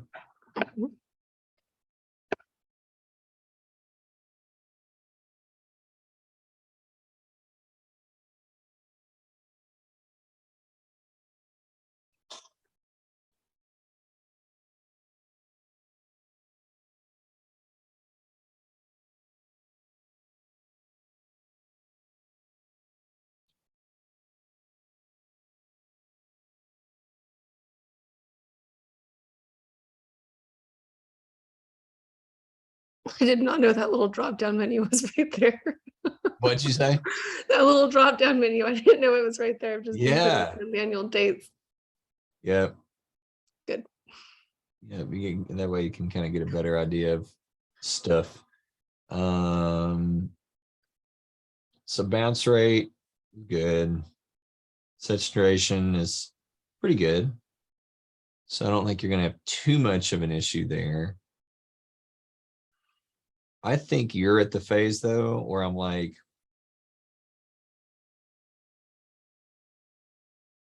I'd like to see some full stories. Can you do this for me? Can you go through and find a few full stories that are like, don't do this now. Just, if you would, just send these to me in a message.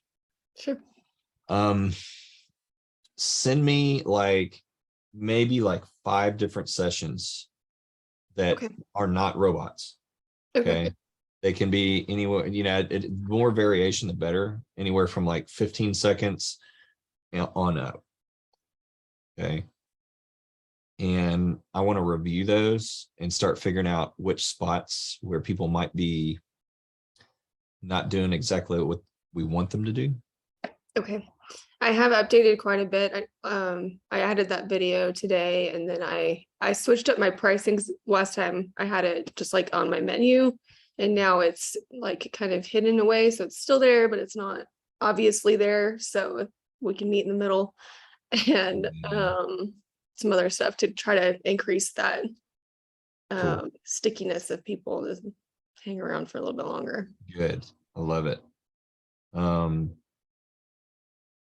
When they click on About Kinsey, are they going, what page are they going? They're going to the About page, right? Yes. And I just polished that up a little bit too. I don't know if it'll do anything. It just might. Do you have an experience page? That it's the weddings page, right? I had a weddings and an experience page, but now it's just the experience.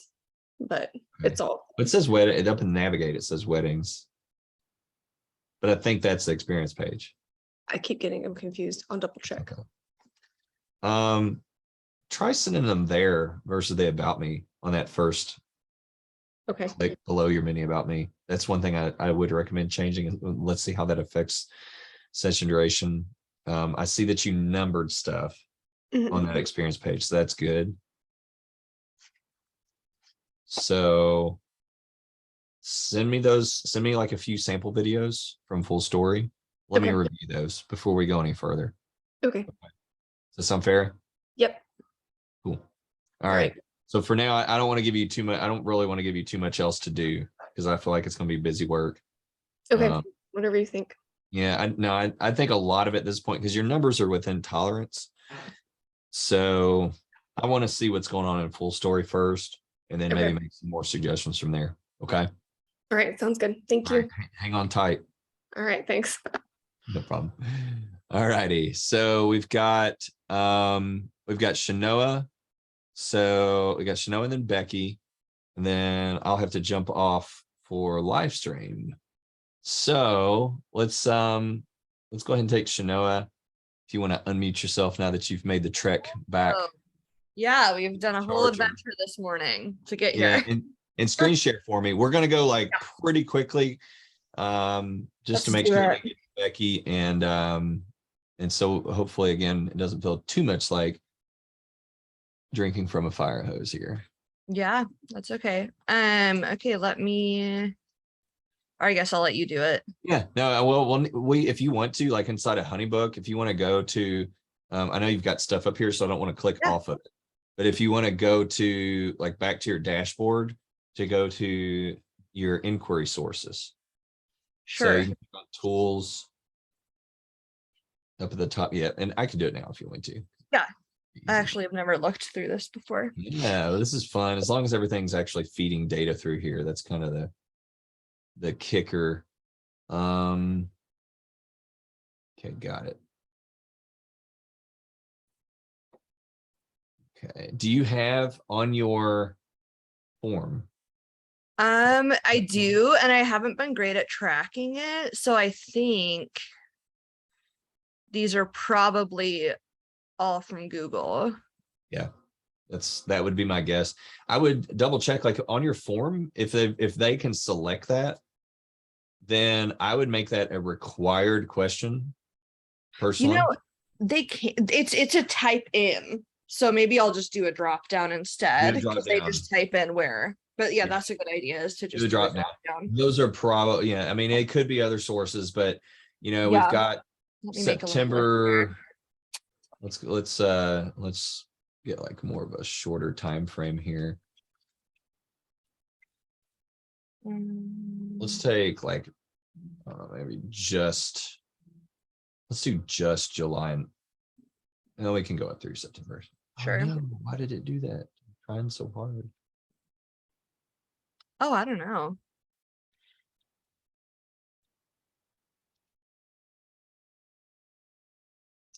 Unknown another. Yeah, unknown another. 7 2, so 9. Have you gotten any inquiries through like anything else that maybe it didn't register on here, or you think that's probably no? It's pretty much all. Okay. Like maybe like one other booking I've done. not through Honeybook, but yeah, most of them just coming through my website.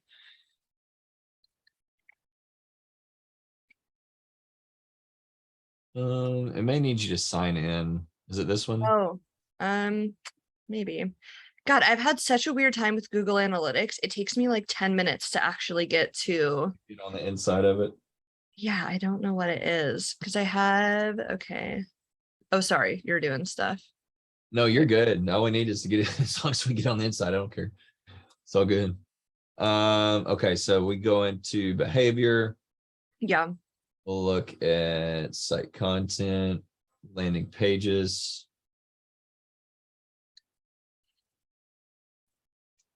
Then I think we. So what is a session? Is that one person like visiting my page and going through it, or is that like is a session like a click, or what is it? No, it would be like someone, yeah, someone on your website, going through Okay. your website. It's a good amount of people. Like 6 people a day isn't bad. I just wish that more of them were Yeah, there just to book do me. what you wanted to. So we've got 133, right? So we have, I think it was, New users. Oh, nice. yeah. And what is that? July through September? That's not bad. So 100, let's do, at 9 divided by 133. So it's about a 6 point, it's about a close to 7%. So I think mostly for you, what we're looking at here is your visitor inquiry ratio isn't too bad. Okay. Now, and we'll be able to see if we get inside Google Search Console, we can see more about Console is, yeah, just yeah. I have it bookmarked right below there, but that would be probably it's okay. creature would have it. So There we go. there we go. All right, so let's see if it'll let me scroll down.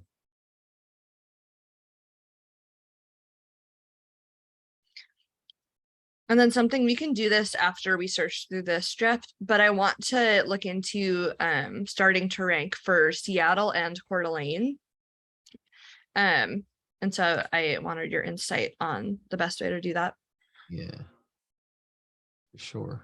Just duplicating, and there's actually a video on ranking for multiple Yeah, locations. I was just thinking, as I said it, I was like, I know there's a video that I Yeah, could that's watch okay. on this. It's okay. It's all good. So some of these, okay, position 4, but the CTR is pretty low.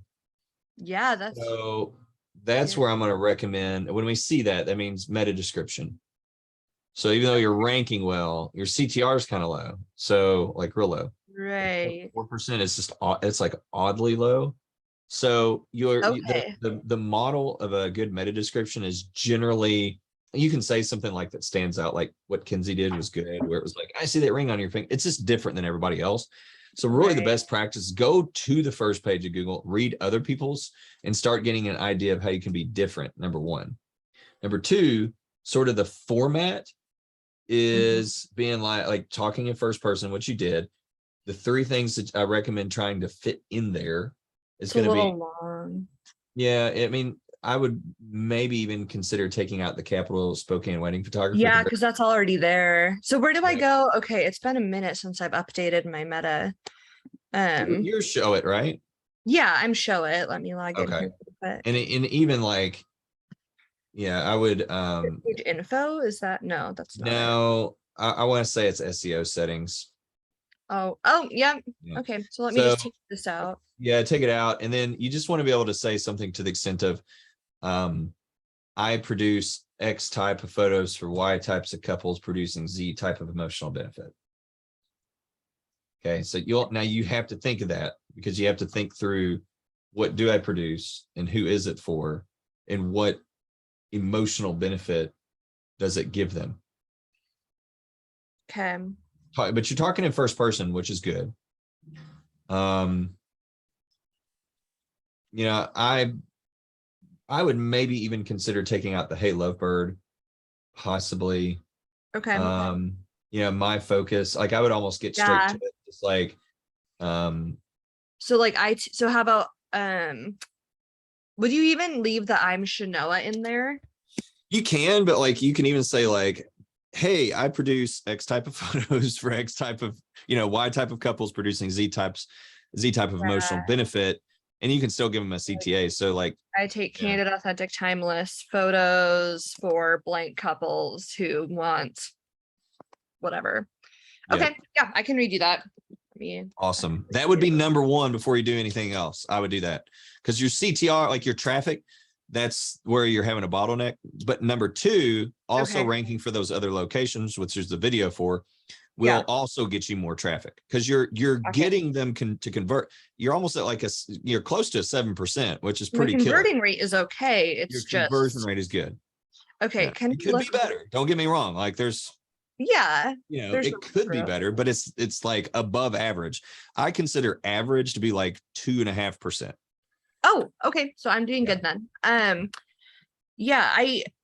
I feel good with how my website looks and where people go through it. It's a pretty website. I honestly would, if it were me, all I would do would be do your meta description, submit that to be indexed, then do the multiple locations.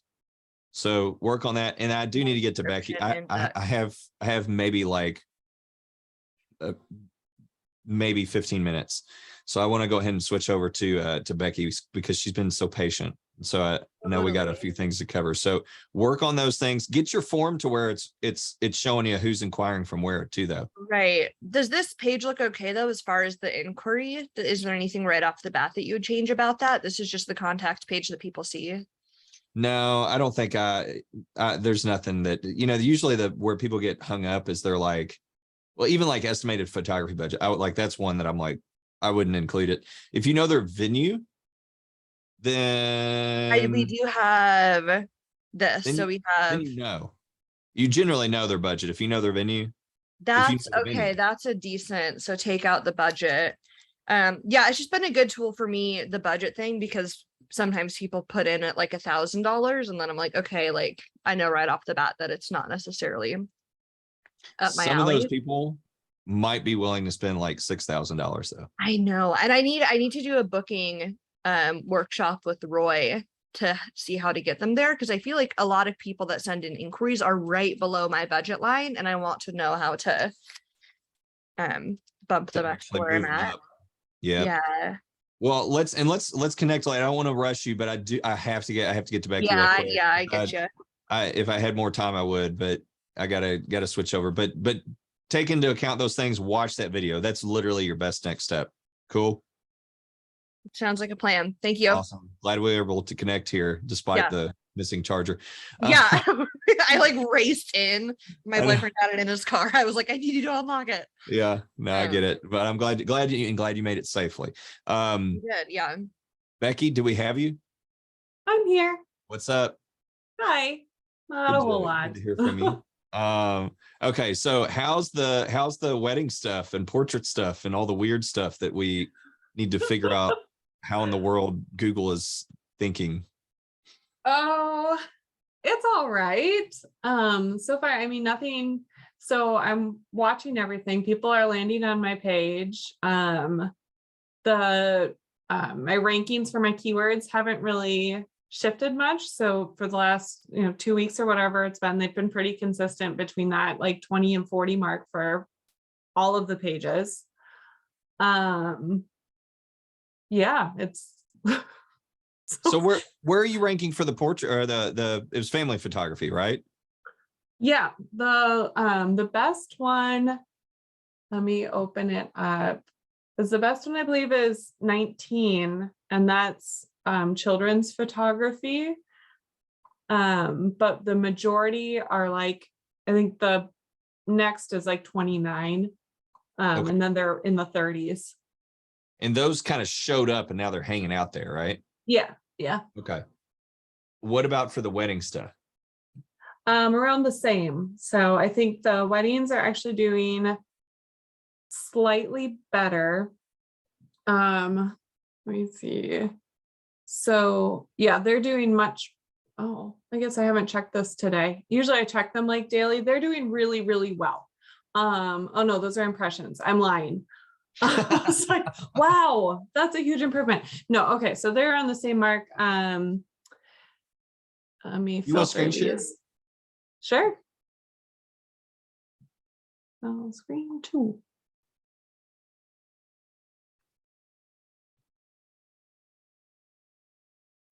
Yeah, so and they're doing pretty well over here. The best one being that 23. Which is a drastic improvement over being Yeah. in the 80s or worse. Yeah, everything is doing drastically better. That is cool. I And wish it doesn't. I just wish I understood what Google was thinking right now. That would be nice. I have it set to just last 7 days. So I think everything beyond that is relatively worthless unless I'm trying to track how it's doing over time. But it's awesome that you're showing up for all these variations. Look at all of them. Yeah, there's Even a Black ton. St. Louis wedding photographer. That one cracks me up.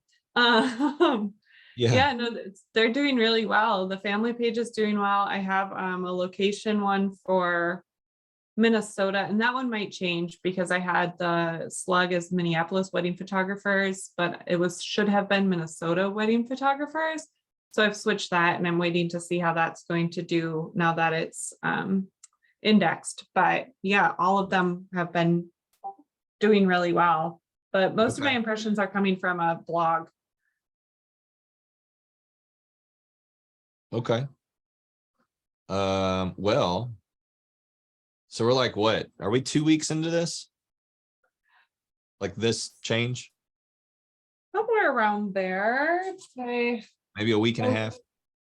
I don't know if I it think was it's long. been more than a week and a half because it was like this before our last one. I think I just changed it. Yeah, it's probably been It a was week like and a half. maybe 3 or 4 days before that is what I was thinking. But I regardless, think so. you know, even 2 weeks, I'm kind of like, all right, so this is pretty sweet that it popped up in 2 weeks. Have you been building any links? And this is a 2-part question to the family specific stuff. Number one. So like trying to get some like family photography specific backlinks to the family photographer page. Oops, sorry. No, you're good. I was just going to say the same thing for the wedding side. Like, have you that new wedding page, have you built any links to that specifically? That I have not. So that would probably change things. I have added one family, well, because now the home page, if you go to just juniperandoak.com, it'll bring you to the family page. So everything that has been routed for weddings is now going there. So that's going to leave some really confused folks. But right. Well, I would go back in any profile, like a wedding chicks, for example, you could change that to the weddings.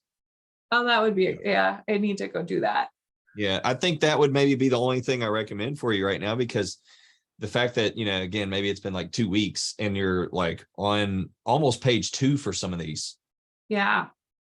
So I don't really think we need to do much personally. Like, I'm like, hey, if that can happen in 2 weeks, you know, I'm pretty excited for you, because I'm like, yeah, I think we can probably just get you really, to me, I'm thinking backlinks. We just get the backlinks specific to that wedding page. That's probably going to be the best thing to do. Because other than that, I mean, Google's obviously picking this stuff up. Google's picking up what you're laying down suddenly. Or whatever. It's caught on much faster now. It looks like for the most part, I mean, and the engagement within my site looks pretty good for the most part too. People are reading through, they're reading through stuff. So that's encouraging. Perfect. I think they're still looking for prices because they keep clicking on services. Like, what? Yeah, well, and you know, and the more that we get, the more traffic that we get, you know, the wider the net is, the less that we have to worry. But of course, we can problem solve for that more too.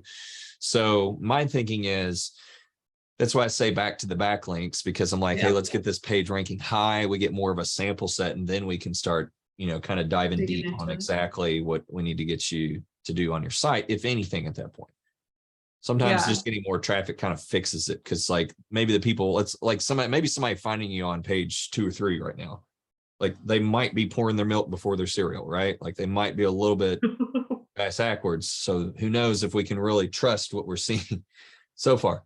So anyhow, I'm pleased to see that it's popping up so quickly like that. I wish I knew exactly why, Right? That would be cool. Yeah, that we do this, and then it's like, oh, okay, cool, yeah, whatever. But sometimes I kind of wonder if Google likes to see, like, if it's giving you some resistance, if doing something, just doing something different sort of like shocks the algorithm. Yeah. So that's the only thing that I can think of on this, is that maybe we've shocked the algorithm a little bit. And it's like, oh yeah, oh wait a second, we got to redo this. Okay, cool. And now it understands it better than the first time it looked at it. It's the only thing I can think of. But I, and I wish I had something more profound to tell you, but I don't. So I'll just tell you that. But I think working on the backlink stuff, getting them resituated over to the the wedding page, and maybe building a few to the family pages, that's probably the only thing I would do. And then let's get a little bit more data. Okay. Is that fair enough? That's fair enough. Okay. Anything else for now? Not SEO that I can think of anyway.